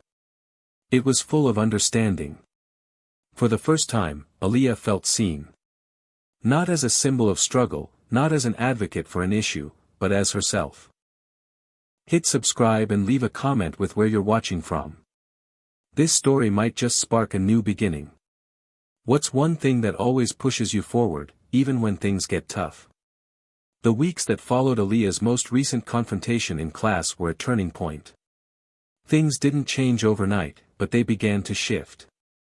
Small cracks appeared in the walls that had kept her isolated, and though the journey was far from easy, there was a sense of gradual acceptance, both from her classmates and, surprisingly, from herself. It was like a slow unraveling, a loosening of something that had once felt tight around her chest, restricting her ability to breathe. Aaliyah was still the only black student in the honors class, and she still dealt with the subtle whispers and sideways glances. But the difference now was that she no longer felt as though she had to carry the weight of the entire conversation on her shoulders. She was no longer the lone voice, speaking out against an entire system. She had allies. And perhaps more importantly, she had learned to find a new strength within herself. One Tuesday, as Aaliyah entered room 213, she was met with a surprising sight. Jenna was sitting at the front of the room, actually engaged in conversation with some of the students who had previously ignored her. She wasn't speaking with the same smug attitude, and there was no hint of condescension in her voice. Aaliyah hesitated for a moment, unsure of how to approach the change, but she found her seat and sat down quietly. For once, it felt like there was a shift in the air, a quieter, more respectful energy that filled the room. As Mr. Reynolds began the lesson, Aaliyah noticed that she wasn't the only one raising her hand. The students who once remained silent during discussions were now speaking up, asking questions, and even referencing points that Aaliyah had made in the past. It wasn't perfect, but it was progress. It wasn't just about her anymore. It was about the entire class beginning to see things differently. After class, Aaliyah was packing up her things when Mr. Reynolds approached her. He had been more attentive lately, especially after the class discussion on race that had left an impression on everyone. Aaliyah wasn't sure what to make of his sudden interest, but she kept her guard up. Teachers often said the right things, but Aaliyah had learned not to expect much. "Aaliyah," Mr. Reynolds started, his tone softer than usual, "I just wanted to take a moment to say that I'm really impressed with how you've been handling yourself in class. You've really brought something important to the table, and I think it's made a difference in how the whole class is engaging with these discussions." Aaliyah nodded, unsure of how to respond. She hadn't really expected him to say anything, let alone praise her for her contributions. "Thanks," she replied quietly. "I'm just trying to do my part." Mr. Reynolds hesitated for a moment before continuing. "You know, I've been thinking about the way things have been going in here. I know it hasn't been easy for you, being the only black student in this class. I want you to know that I see you, and I want to do better to make this space more inclusive. If there's anything I can do to help, please don't hesitate to let me know." Aaliyah was taken aback. She had expected the usual, polite, "thank you for speaking up," routine, but this felt different. Mr. Reynolds wasn't just acknowledging her presence. He was genuinely offering support. For a moment, she felt a spark of something she hadn't felt in a long time, hope. "I appreciate that," she said, her voice steady. "I'll keep that in mind." As the days passed, Aaliyah couldn't help but notice the changes, even if they were subtle. The classroom dynamic was evolving. Jenna and some of the other students were becoming more open-minded, even though it wasn't always perfect. There were still moments when Aaliyah felt like an outsider, but they were fewer and farther between. Jenna, for one, had started to engage more thoughtfully in class discussions. She no longer dismissed Aaliyah's points with casual sarcasm. Instead, she listened, really listened. One afternoon, when Aaliyah spoke about the importance of understanding systemic racism, Jenna actually nodded, a look of quiet contemplation on her face. It wasn't that Jenna had become Aaliyah's best friend, but the shift was noticeable. Jenna was no longer a vocal opponent. Instead, she seemed to have begun her own process of self-reflection. And while Aaliyah knew that Jenna's change of heart wasn't entirely her responsibility, it felt good to know that her voice was making an impact. That evening, Aaliyah sat at her desk, trying to work on an upcoming history essay, but her mind kept drifting. She thought about everything that had happened so far, the struggles, the setbacks, the arguments, and how far she had come. It hadn't been easy, but she was starting to feel like she belonged. Maybe, just maybe, she wasn't the only one who had to change.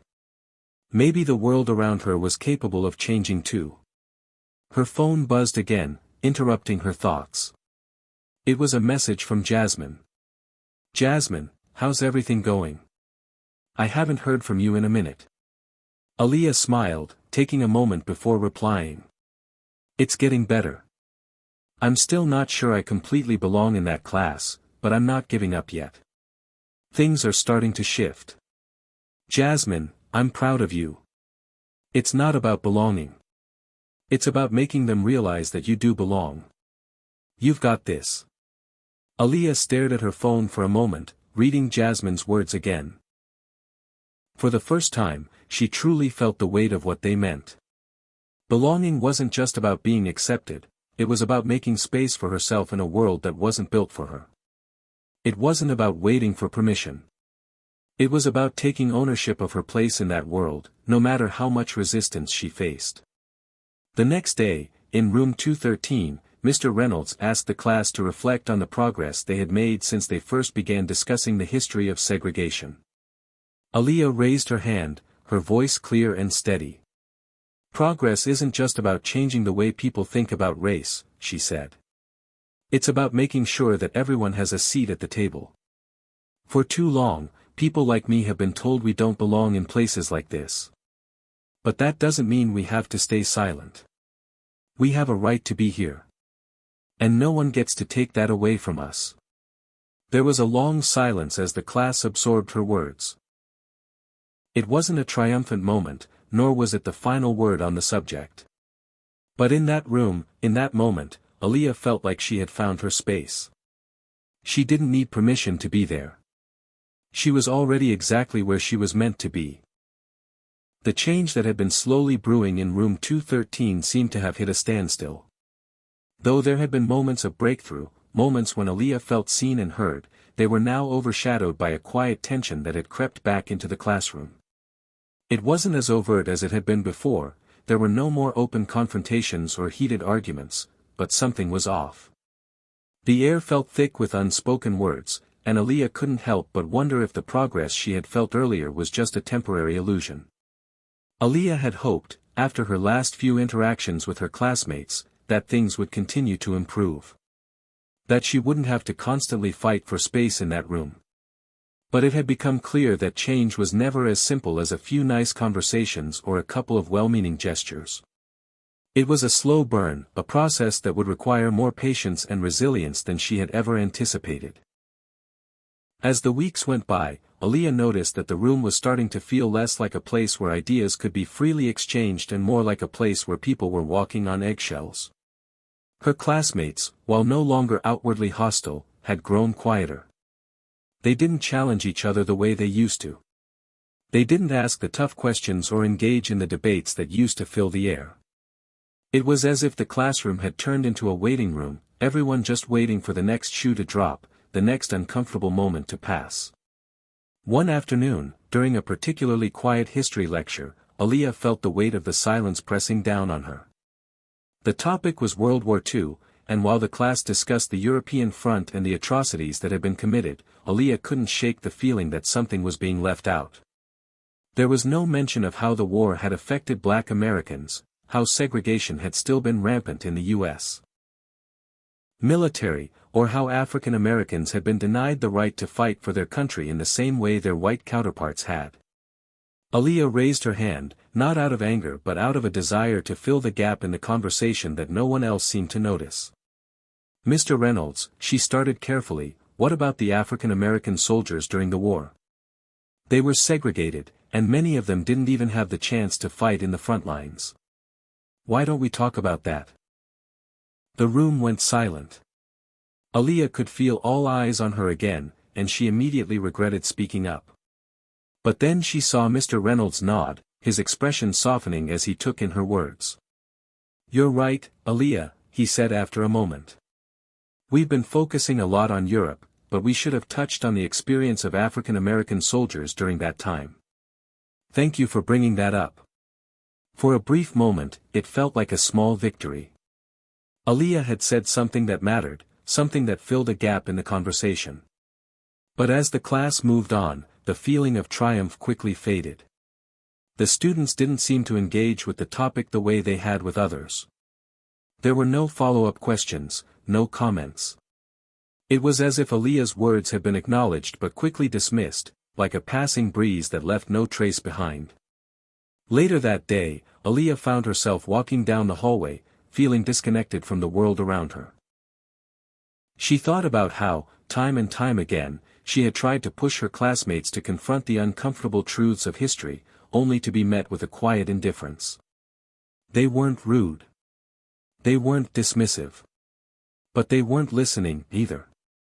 She couldn't shake the feeling that they had heard her, but they hadn't really heard her. And that, in some ways, was worse. That night, as Aaliyah sat at her desk, staring at her computer screen, she thought about everything that had been happening. She thought about how, despite all the progress that had been made in the classroom, she still felt like an outsider. She thought about Jenna, who had been more quiet than usual, and wondered if the change she had seen in her was just a facade. Was Jenna really coming to terms with the reality of race, or was she simply trying to avoid conflict? Aaliyah opened her phone and scrolled through her messages. There was a text from Jasmine. Jasmine, how's everything? You've been pretty quiet lately. Talk to me. Aaliyah hesitated before responding. She didn't want to burden her friend with the weight of her frustration, but she couldn't keep it inside anymore. Aaliyah, it's frustrating.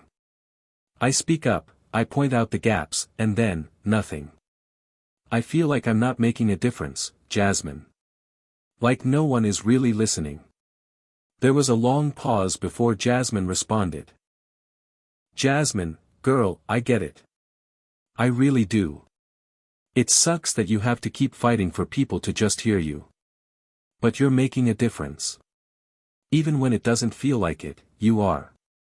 Aaliyah stared at the words for a long time. She appreciated the comfort, but it didn't change the fact that things felt stagnant. She wasn't sure if it was the weight of constantly being the only one in the room who was willing to speak up, or if it was the quiet exhaustion that came from pushing against a system that didn't want to change. Either way, she couldn't shake the feeling that she was standing at the edge of something she didn't fully understand. The next day in class, Aaliyah was surprised when Jenna actually approached her during the break. It was a small gesture, but it meant more to Aaliyah than she could express. Jenna had been distant for a while, but now she seemed more open, more willing to engage. Hey, Jenna said, her tone tentative. I've been thinking about what you said the other day. About the soldiers in World War II. I didn't know that stuff. I guess I've never really thought about it. Aaliyah nodded, unsure of where this conversation was going. It's not something a lot of people think about, even though it's a big part of our history. But I get it. You can't know what you don't learn. Jenna hesitated, then continued, I just wanted to say I'm sorry. I think I've been dismissive of what you've been trying to say. I'm trying to understand better. Aaliyah was silent for a moment. She hadn't expected this from Jenna, not so soon, not like this. She wasn't sure how to respond, but part of her wanted to say that words were only the beginning. Actions were what really mattered. It's okay, Aaliyah said finally, her voice steady. I appreciate you saying that. I just hope you're really listening now. Jenna nodded. I am. I want to learn. As they returned to their seats, Aaliyah felt a small shift in the room. It wasn't a loud shift. It wasn't a dramatic shift. But it was there. And for the first time in a long time, Aaliyah felt a glimmer of hope. Maybe, just maybe, they were starting to listen. Aaliyah had never been one to shy away from a challenge, but what she was facing now was different. It was no longer about battling individual prejudice, no longer about proving herself over and over again in a classroom full of indifferent students. Now, it was about something much bigger, changing the culture of an entire classroom. It wasn't going to be easy, and she knew that the battle would be far from over, but for the first time, Aaliyah felt a sense of momentum. There was a chance, just a chance, that things could be different. The days following her conversation with Jenna had been quieter, but not in a way that felt like a retreat. Instead, it felt like the calm before the storm, a preparation for something bigger that was waiting to unfold. More and more students were beginning to engage with the issues Aaliyah had raised, even if it was subtle. She had noticed Jenna, in particular, making a concerted effort to participate more thoughtfully in discussions. And while there were still moments when the room fell silent after Aaliyah spoke, those silences were becoming less tense, less awkward. It felt like something was beginning to shift, but there was still much work to be done. The real test, however, would come during the next class discussion on diversity, something Aaliyah had been pushing for since the start of the semester. It wasn't enough, in her opinion, to simply talk about historical events in a vacuum. History had to be connected to the present. Race, identity, privilege, they couldn't be ignored. She had made this point time and again, and though Mr. Reynolds had been more receptive to her thoughts, Aaliyah was still unsure whether the rest of the class would be. That Tuesday, as she entered room 213, Aaliyah noticed something unusual. Instead of sitting at his usual desk, Mr. Reynolds was standing by the whiteboard, a thick packet of papers in his hands. There was a palpable tension in the room, as if everyone knew something important was about to happen. Mr. Reynolds cleared his throat, and the class fell silent. "Today, we're going to do something different," he said, his voice steady but filled with an air of anticipation. "We've been discussing history for weeks now, and we've covered a lot of ground. But we need to talk about the present. I've asked each of you to read an article on race and privilege in today's world. Aaliyah, I know you've been vocal about these issues, and I want to give you the space to lead today's discussion." Aaliyah's heart skipped a beat. She hadn't expected this. She had asked for the class to discuss these topics, yes, but this was different. She was being given the reins. The pressure was on, but at the same time, there was a quiet excitement within her. This was her chance, not just to speak, but to guide the conversation, to help her classmates understand what she had been trying to say all along. As the students flipped open their packets, Aaliyah stood at the front of the room, trying to calm the butterflies in her stomach. She had never been a fan of public speaking, but this felt different. This wasn't about her, it was about all of them. It was about opening their eyes to the things they had overlooked, and hopefully, moving them toward a place of deeper understanding. "Okay," Aaliyah began, her voice a little shaky but determined. "The article we're reading today talks about how privilege shapes the way we experience the world. And I know some of you may think that privilege is just about wealth or class, but it's more than that. It's about race, it's about gender, it's about the ways society treats people differently based on characteristics they can't control." She paused, looking around the room. Everyone was listening, but she could sense the discomfort in the air. She could see it in their faces, the uncertainty, the reluctance to really engage with the topic. She wasn't surprised. But she was determined to push through it. A lot of you probably don't think about race when you walk into a room.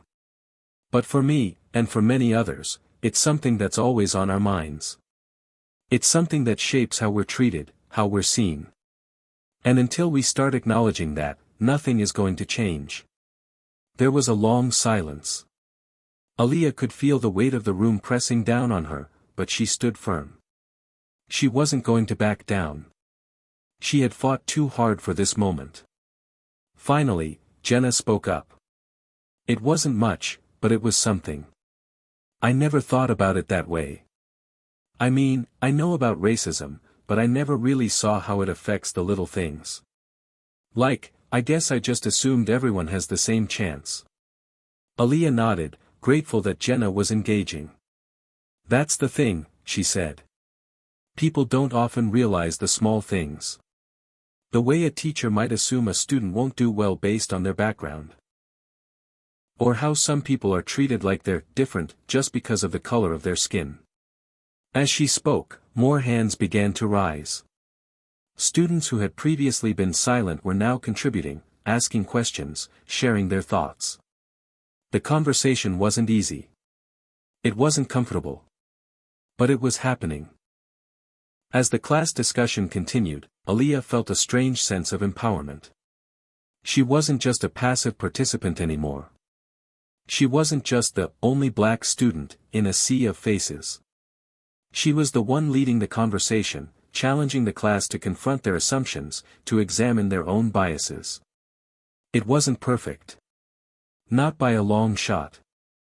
There were still moments of discomfort, moments when students said things that made Aaliyah wince. But for the first time, she felt like she wasn't alone in the struggle. She could see it in their eyes, the realization, the spark of understanding. It was a long way from full comprehension, but it was progress. When the bell rang and the class came to an end, Aaliyah felt a mixture of exhaustion and exhilaration.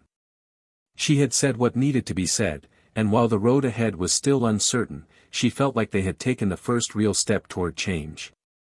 Later that evening, as she walked home, Aaliyah thought about the conversation. She was still processing everything that had happened. Part of her felt proud of what she had accomplished, but there was another part of her that couldn't shake the nagging feeling that the journey was far from over. It wasn't enough to just talk about race, it was about changing attitudes, changing systems, and that would take time. A lot of time. But maybe, just maybe, she was starting to see the first signs of real change. And for the first time in a long while, that thought brought her hope. The days that followed the class discussion on privilege felt different. Aaliyah had expected the conversation to fade quickly, like so many before it, but it hadn't. It had lingered. She could feel it in the halls, in the way her classmates interacted with each other. It was subtle, but it was there, the beginning of something. Maybe it wasn't a huge shift, but it was a ripple, and Aaliyah could see that it was spreading. It wasn't just Jenna, who had become more open in her conversations with Aaliyah, trying to understand things she hadn't before. It was the way some of the quieter students had started speaking up during discussions, their voices hesitant but clear. The changes weren't grand, but they were real. And it was enough to give Aaliyah a sense of hope, something she hadn't felt in a long time. The following Monday, when Aaliyah walked into room 213, she noticed something that made her stomach flip. The usual seating arrangement had been altered. The desks, which were always in neat rows, were now arranged in a circle. It was a subtle shift, but it spoke volumes. Mr. Reynolds stood by the whiteboard, holding a stack of papers in his hand. He smiled as Aaliyah entered the room, and for the first time in a long time, he looked like someone who genuinely believed in what he was doing. "Good morning, everyone," he greeted, his voice warm. "Today's class is going to be a little different. We've been talking a lot about race and privilege, and I want us to continue that discussion, but this time, we're going to do it in a way that allows everyone to speak openly. We've rearranged the desks so we can all face each other." Aaliyah felt a sudden sense of nervous excitement. This was it, the moment she had hoped for. For the first time, the classroom felt like a space where real conversations could happen. Not just about history, but about the present, about the ways race and privilege still played a role in shaping their lives. As the students settled into their new seating arrangement, Aaliyah took a deep breath. She had been preparing herself for this moment for weeks. She knew that this wasn't just a chance to talk, it was a chance to shape the conversation, to create a space where her classmates could no longer ignore the issues that had been hovering in the background for so long. Mr. Reynolds began by passing out a new reading assignment. It was an article about microaggressions, those small, seemingly harmless comments or actions that, over time, build up and contribute to a larger system of oppression. Aaliyah had encountered plenty of microaggressions in her life, though she had rarely spoken about them. She had learned to brush them off, to laugh them off, but they had always hurt. Once everyone had a chance to read the article, Mr. Reynolds opened the floor for discussion. "I know this is uncomfortable," he said, looking directly at the class. "But that's exactly why we need to talk about it. These things happen every day. They're small, but they add up. We need to address them so that we can start changing the way we interact with each other." Aaliyah felt her heart race. This was it. She had a chance to speak up, to explain how microaggressions had affected her. But she wasn't sure where to start. There were so many instances to choose from: the comments about her hair, the looks she got when she spoke up in class, the times she had been told she was too loud or too angry. All those little things had added up over time, and each one had left a scar. But which one was the right one to bring up? Before she could speak, Jenna raised her hand. "I've been thinking a lot about this," Jenna said, her voice steady but filled with uncertainty. "I never realized how small things, like asking someone where they're really from, can feel like an attack. I never thought about how it makes you feel like you don't belong. Aaliyah, I'm sorry for ever making you feel that way." Aaliyah blinked, surprised by the sincerity in Jenna's voice. For a moment, she wasn't sure how to respond. She had heard the words, "I'm sorry," before, but this time, it felt different. It felt like Jenna had truly grasped the impact of her actions, and for the first time, Aaliyah could see her trying to make things right. "It's okay," Aaliyah said softly, her voice tight with emotion. "It's not just about the words. It's about the feeling behind them. It's about being made to feel like you're always different, like you're always an outsider. The class was quiet for a moment, and then one by one, other students began to speak up. Some were awkward, unsure of what to say, but they were trying. It was a start. I never thought about it that way, Mark, a quiet student who rarely participated, said. I mean, I always thought it was just a joke when people asked you about your hair, but now that I think about it, it's not funny. I guess I never realized how often I make assumptions, Lisa added. I've probably said things like that, too, without realizing it. For the first time, Aaliyah felt like she was part of something bigger than herself. It wasn't perfect, and she knew the work was far from over, but there was a shift happening. People were listening. People were starting to think differently. That evening, as she walked home, Aaliyah felt a weight lift from her shoulders. It wasn't a magical solution, and there were still so many hurdles to overcome, but something was finally changing.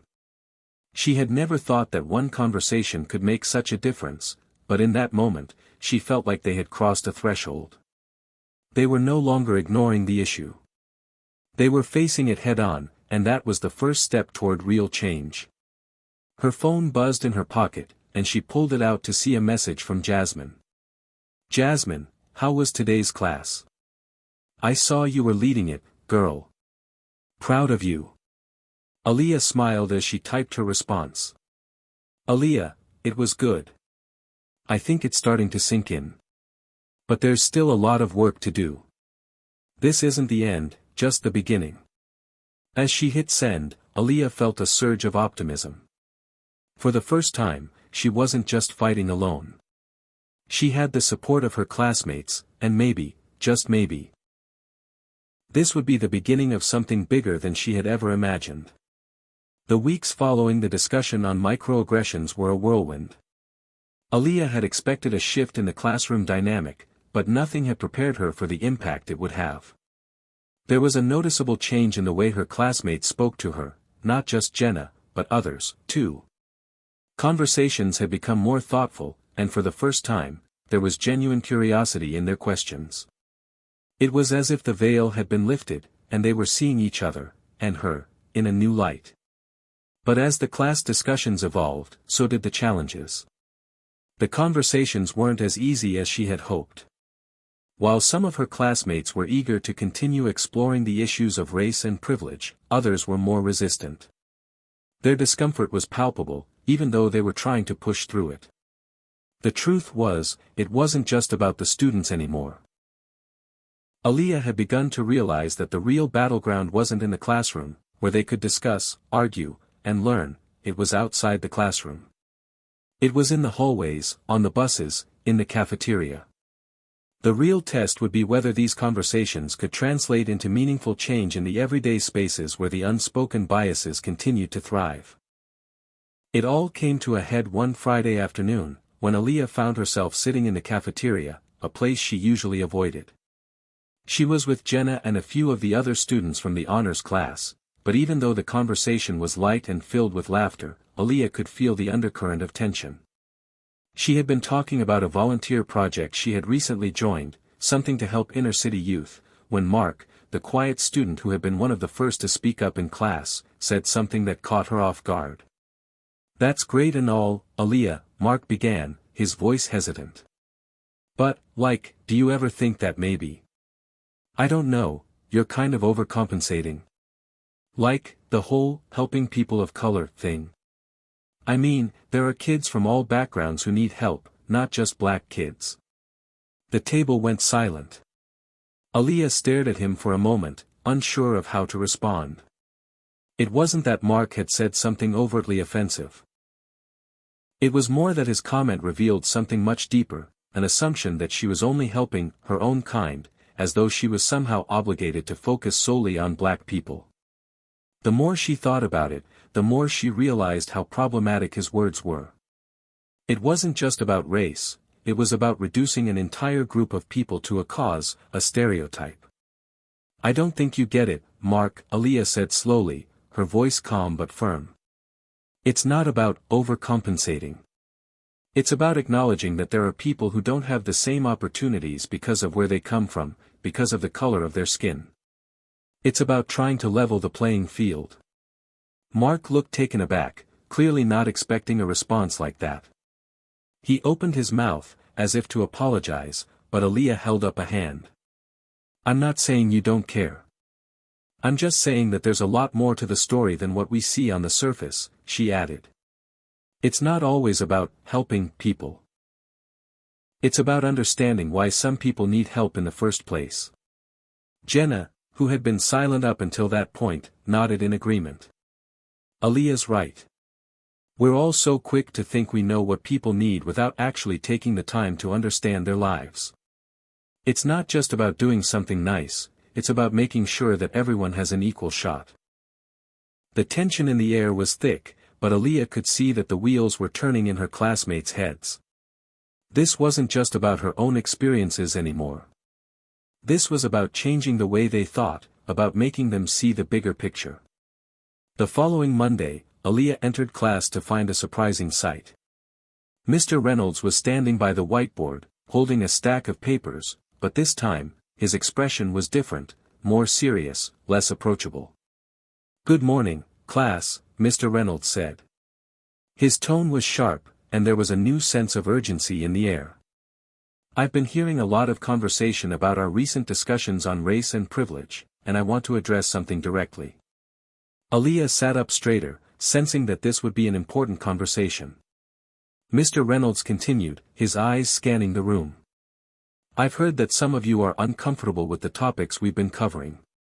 That's understandable, these are difficult conversations. But discomfort isn't a reason to shy away from talking about these issues. If we want to truly understand the world we live in, we need to face these uncomfortable truths head-on." Aaliyah's heart raced. She hadn't expected this, but she appreciated the way Mr. Reynolds had addressed the discomfort. She could see her classmates shifting in their seats, some of them looking uneasy, others with an expression of quiet determination. "We're not here to make anyone feel guilty or defensive," Mr. Reynolds continued. "We're here to learn. And learning isn't always comfortable. I expect you all to continue engaging in these discussions, not just because it's a requirement for this class, but because these conversations are vital for understanding the world around us." Aaliyah could feel the weight of his words. She had always believed that real change came from honest conversations, no matter how uncomfortable. But it was one thing to hear it from a teacher, and quite another to experience it in the real world. After class, Aaliyah found herself walking down the hall with Jenna. The two of them were talking about the weekend plans when they were interrupted by the sound of familiar voices. "Look who's got all the answers now," a voice sneered. Aaliyah turned to see Carly, one of the more vocal students in the class, standing with a group of her friends. They were laughing, but there was an edge to their tone. "You think you can just change the way people think with your little speeches?" Carly continued, her arms crossed. "Maybe you should stick to your volunteer work and leave the real issues to people who actually get it." Aaliyah's stomach tightened. She could feel the familiar sting of being singled out, of being made to feel like she was too much. But this time, she wasn't going to back down. She wasn't going to let Carly or anyone else belittle her efforts. "I don't need to change the way people think," Aaliyah said, her voice steady but filled with conviction. "I'm just trying to help people see the truth. If that makes you uncomfortable, that's your problem, not mine." Jenna stood beside Aaliyah, her expression defiant. "We're not here to make anyone feel bad. We're just here to make things better." Carly and her group exchanged a few snide comments before walking away, but Aaliyah didn't feel defeated. She felt empowered. For the first time, she realized that the challenge wasn't just about changing the classroom, it was about changing the entire system. The road ahead would be long, but she was ready. She had already begun shifting the conversation, and that was only the beginning. Later that night, Aaliyah sat at her desk, reflecting on the conversation with Carly. She had been challenged more times than she could count, but it felt different now. For the first time, she wasn't just speaking for herself, she was speaking for everyone who had been silenced. And that made all the difference. The following week was full of tension. It felt like the air in the school had changed, thick with the weight of unspoken words and undercurrents of conflict. Aaliyah couldn't escape the sense that something big was coming, something that could either bring everyone together or tear them further apart. Her classmates in the honors class seemed to be divided. On one hand, some were embracing the conversations about race, opening their eyes to perspectives they'd never considered before. They were curious, even eager, to learn more. But on the other hand, there were those who were growing more and more resistant. The comments that Aaliyah had once dismissed as casual microaggressions had become more overt, and now it was hard to ignore them. It was a Wednesday when she found herself walking down the hall, a little later than usual, after staying late in the library working on an essay. The school was almost empty, just a few stragglers making their way out of the building, students who hadn't quite gotten the memo that the day was over. Aaliyah was pulling her backpack strap over her shoulder when she overheard a conversation she wasn't supposed to hear. "Did you hear what happened in honors class today?" It was Amanda, one of the girls from her history class, speaking to another girl Aaliyah recognized but didn't know well. Aaliyah actually had the nerve to say that the system is rigged against her. Like, can you believe that? What, just because she's black? Aaliyah froze. She had heard people talk about her before, but this time, something was different. She could feel her heartbeat in her throat as the words continued to hit her like a wave. "You know, she's just looking for a reason to be angry," Amanda said, her voice dripping with mock sympathy. "It's like she thinks she's entitled to something just because she's a minority. She doesn't even belong in that class." The words cut deeper than Aaliyah expected. They were words she had heard before, echoes of the very thing that had almost destroyed her confidence in the first place. The same sentiments her teacher, Mr. Reynolds, had dismissed as misguided, now seemed to be seeping through the cracks, finding their way back into the halls of the school. Without thinking, Aaliyah turned around and walked straight toward the girls.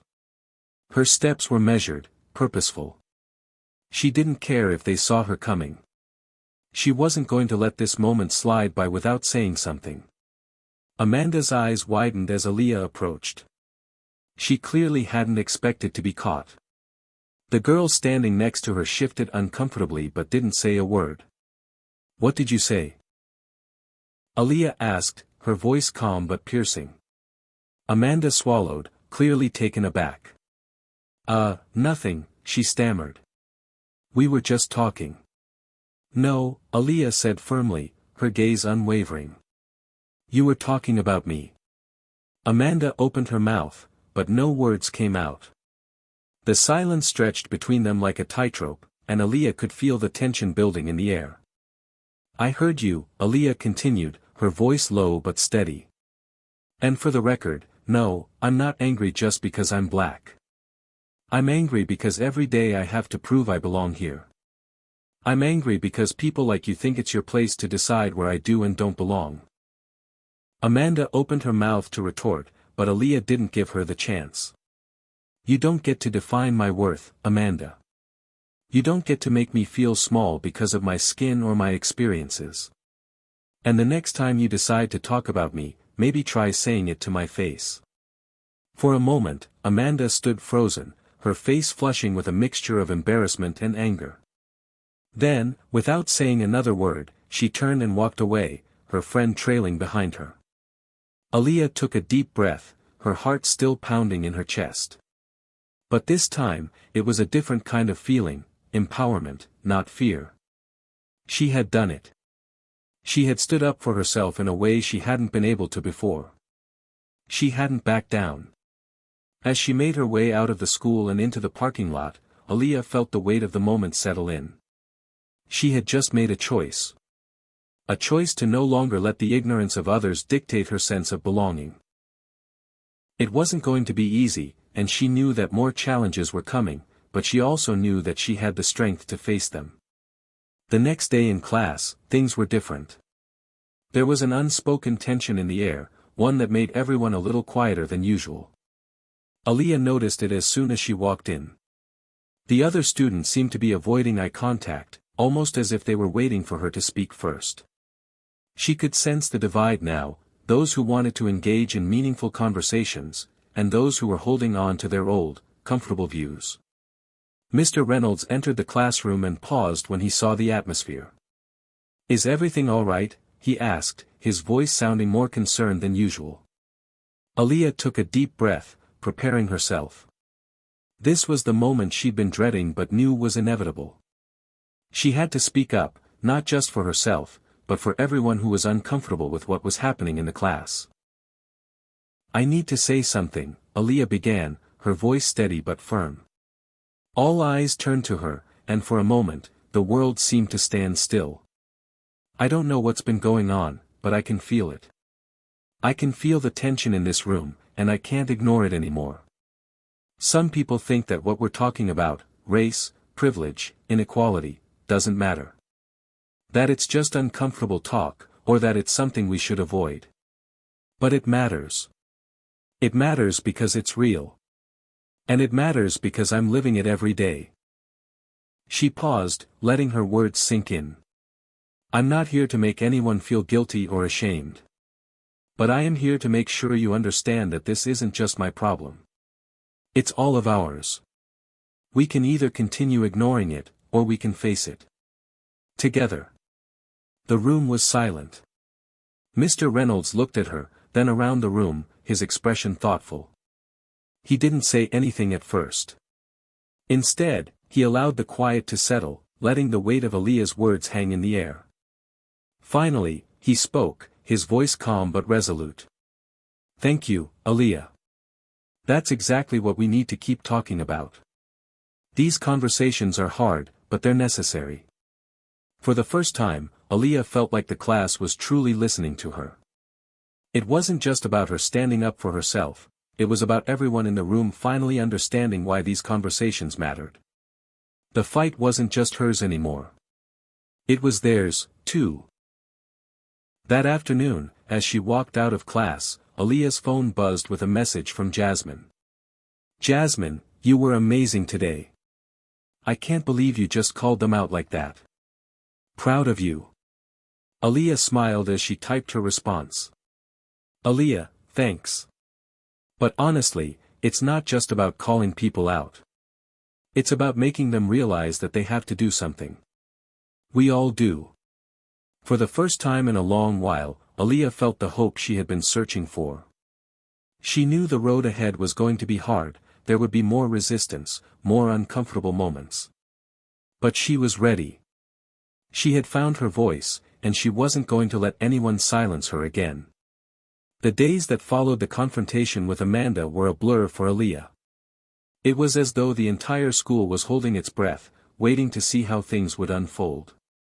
But instead of feeling the weight of the tension, Aaliyah felt a strange sense of clarity. For the first time in months, she wasn't questioning her place in the honors class. She knew she belonged there, whether others agreed with her or not. She started to notice small changes. Her classmates seemed more open to engaging with her, to listening to her perspective. Jenna, who had been one of the few allies she could rely on, was more vocal in her support. She'd even started calling out microaggressions when she saw them. But the most significant shift came from someone Aaliyah least expected, Lucas. Lucas had always been one of the quiet ones, the kind of student who preferred to stay out of the drama and focus on his work. He hadn't been actively hostile, but he hadn't been particularly friendly either. He sat in the back of the class, his eyes always glued to his laptop, his expression neutral. But now, something was different. He wasn't just watching from the sidelines anymore. He was engaging in the discussions, asking questions, and actually participating in conversations about race and privilege. And Aaliyah noticed it. One afternoon after class, as she was packing up her things, Lucas approached her. His footsteps were hesitant, and for a moment, she wondered if he was going to apologize for something. But when he spoke, his words surprised her. "I just wanted to say, thank you," he began, his voice a little awkward but sincere. "For what you said in class the other day. It made me think. Like, I didn't really get it before, but now I'm starting to see how messed up things are. I'm not really sure how to help, but I just wanted you to know that I'm listening." Aaliyah blinked, caught off guard by his honesty. She had never imagined Lucas, of all people, would take the time to approach her. She could feel the weight of his words, and in that moment, she realized how much her own courage had affected others. "You don't have to do anything, Lucas," Aaliyah replied, her voice soft. "Just being open to understanding makes a difference. That's all any of us need." For a brief moment, there was a quiet understanding between them. No more words were needed. And as Lucas walked away, Aaliyah felt a spark of hope for the first time in weeks. Maybe, just maybe, things were starting to change. The following week, the honors class was assigned a group project on social justice issues. The assignment was designed to allow students to explore a topic of their choice, with the caveat that they would have to work together to present their findings to the class. Aaliyah couldn't help but feel a sense of foreboding when Mr. Reynolds made the announcement. She knew that this project would bring even more challenges. The question was, how would the class handle it? When it came time to form groups, Aaliyah was surprised when Jenna, Lucas, and a few other students who had previously seemed indifferent, came up to her and asked if she would be willing to join their group. "I think we should do something about racial inequality," Jenna said, her voice firm but quiet. "Something that isn't just theoretical, but practical. Like, how we can actually make a difference in our school." Aaliyah hesitated for a moment, then nodded. She had never imagined a group of her classmates would approach her for something like this. But now, with the momentum that had built in the class, it felt like the right time to take things to the next level. "I'm in," Aaliyah said, her voice steady. "Let's do it." And so, the group began working together on the project. Over the next few days, Aaliyah found herself spending more time with her classmates than ever before. They met after school, in the library and sometimes at each other's houses, brainstorming ideas and researching the topic of racial inequality in their school. They wanted to go beyond just talking about the issue, they wanted to propose real solutions. During one of their meetings, Lucas, who had become increasingly engaged in the research, brought up something that struck a chord with Aaliyah. "What if we created a system where students could report microaggressions or racial bias in real time?" he suggested. "Not just to the teacher, but anonymously, so people feel safe." "That's actually a really good idea," Aaliyah said, her mind racing with possibilities. "It would help bring awareness to the issue without putting anyone on the spot. It could give us data to see how widespread the problem is." "Exactly," Lucas agreed. "And we could even suggest some kind of school-wide training or workshops to address unconscious bias. Make it part of the curriculum, not just something we talk about when it's convenient."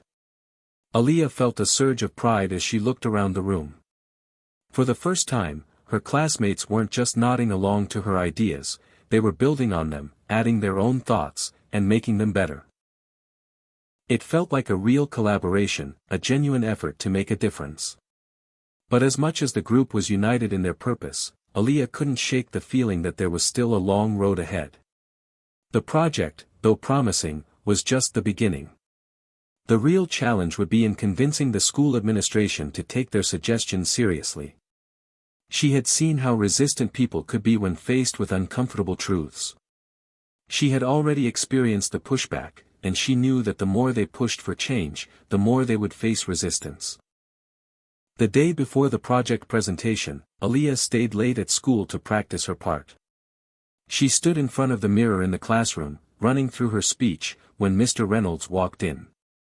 He had been staying late to grade papers, but he paused when he saw her. "You ready for tomorrow?" he asked, his tone encouraging. "I think so," Aaliyah replied, her voice a little uncertain. "It's just, I don't know. I feel like no matter how hard we try, it might not make a difference. Some people just don't want to listen." Mr. Reynolds smiled gently. "I understand how you feel. Change doesn't come easily, and it doesn't come quickly. But that doesn't mean you should stop trying. Sometimes, the most important thing is starting the conversation, even if it feels like you're not being heard at first. Aaliyah took a deep breath. She had heard his words before, but this time, they felt different. This time, she believed them. "I'll make sure we're heard," Aaliyah said, her voice stronger now. "That's the spirit," Mr. Reynolds said, his eyes gleaming with pride. "You've already started something important. Don't let anyone tell you it doesn't matter." As he left the room, Aaliyah felt a quiet confidence settle over her. The road ahead would be difficult, but she was no longer afraid. She had a purpose now, and she was ready to see it through. The day of the presentation arrived faster than Aaliyah anticipated. She spent the entire night rehearsing her part, ensuring that her voice was steady and her words clear. She knew this project was important, not just for the class grade, but for something far bigger. It was a chance to make a real impact on her school, to show that the conversations about racial inequality mattered, and that her classmates were willing to stand with her. As she walked into the classroom that morning, she felt the familiar nerves creeping in, but this time, they were tempered with a quiet sense of purpose. She had never been more certain of anything in her life. She was going to speak, and she was going to speak with conviction. The group gathered in the front of the class, huddled around the projector. Aaliyah could see the nervous glances exchanged among her teammates, but there was a shared determination in their eyes. They were all in this together. The research was solid. The ideas were impactful. They had done everything they could to ensure that their presentation was perfect. Mr. Reynolds stood by, quietly observing as they prepared to present. He'd been supportive every step of the way, offering advice and encouragement, but now it was time for his students to shine. The room fell silent as Aaliyah stepped forward to begin. The projector clicked on, and a slide appeared on the screen. It showed statistics about racial disparities in education, about microaggressions, and about the impact of unconscious bias. But more importantly, it laid the foundation for their argument, that these issues weren't just abstract concepts. They were real, and they were happening right in their school. Aaliyah took a deep breath. "Good morning, everyone," she began. "Today, we're going to talk about something that affects us all, whether we realize it or not. We're going to talk about racial inequality in our school, the invisible systems that shape our experiences, and the ways we can start changing them." Her voice wavered only for a moment, but then it steadied. She had practiced this speech so many times in front of the mirror, in front of her friends, and even in the empty classroom. Now it was real. The words were coming from the deepest part of her, and she wasn't going to hold back. "We've all seen it," she continued. "The way some people get treated differently, the way some voices are heard while others are ignored. And it's not just about big acts of racism, it's in the small things, the comments people make, the assumptions they have about you because of the color of your skin." She could feel the weight of the room, the eyes of her classmates watching her, and it almost felt like a pressure. But this time, it wasn't the kind of pressure that made her shrink, it was the kind that made her stand taller. "We believe that the first step in changing things is acknowledging that these issues exist. That's why we've proposed a new system where students can report microaggressions and racial bias, anonymously, without fear of retribution. It's not enough to talk about these issues in theory. We need to take concrete steps to address them." She paused, letting her words hang in the air for a moment before she handed the presentation off to Lucas, who explained the technical aspects of the proposed reporting system. The group members spoke one by one, each adding their own perspective to the project, but Aaliyah was the heart of it. She could feel the others rallying behind her, their voices supporting hers. This wasn't just her fight anymore. It was theirs too. The class sat in silence as the group wrapped up their presentation. The proposal was ambitious, and the room felt tense with the weight of what they had just presented. Aaliyah glanced around at the faces of her classmates. Some looked thoughtful. Others were clearly uncomfortable. She wasn't sure what kind of reaction to expect, but she knew it wouldn't be an easy road. And then came the questions. "Do you really think this kind of thing will work?" one student asked, her voice skeptical. "I mean, Isn't this just something that'll get ignored like everything else? Aaliyah took a deep breath, ready for this. It might get ignored at first, she replied, her voice calm but resolute. But the point is to make it impossible to ignore. If we create a system where people can see the data, see how often these things are happening, then it'll be harder for the administration to sweep it under the rug. And we need to take it one step at a time. But we can't keep waiting for change to happen. We have to make it happen ourselves. The skepticism was palpable, but Aaliyah didn't back down.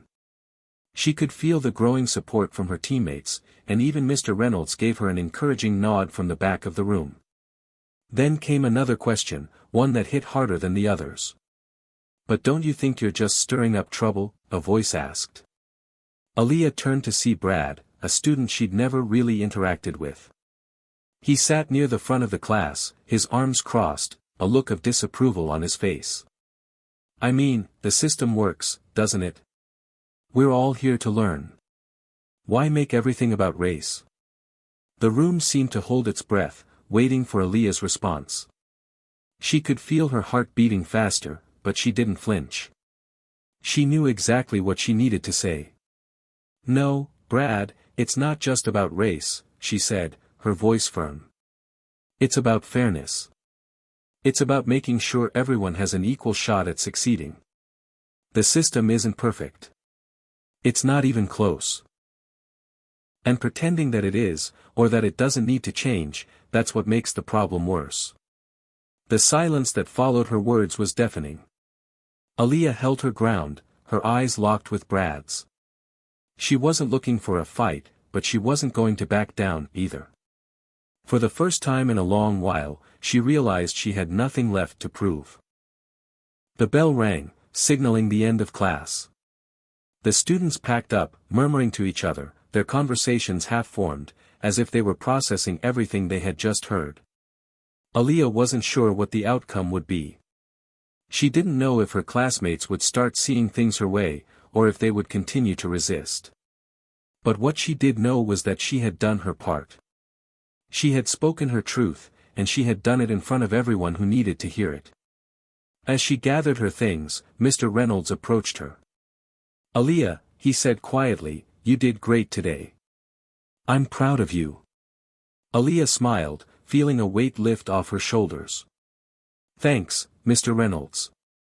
But I'm not done yet." And with that, she walked out of the room, ready for whatever came next. The week following their presentation was a whirlwind of emotions for Aaliyah. She had braced herself for resistance, but she hadn't quite anticipated how deeply the discussion would ripple through the school.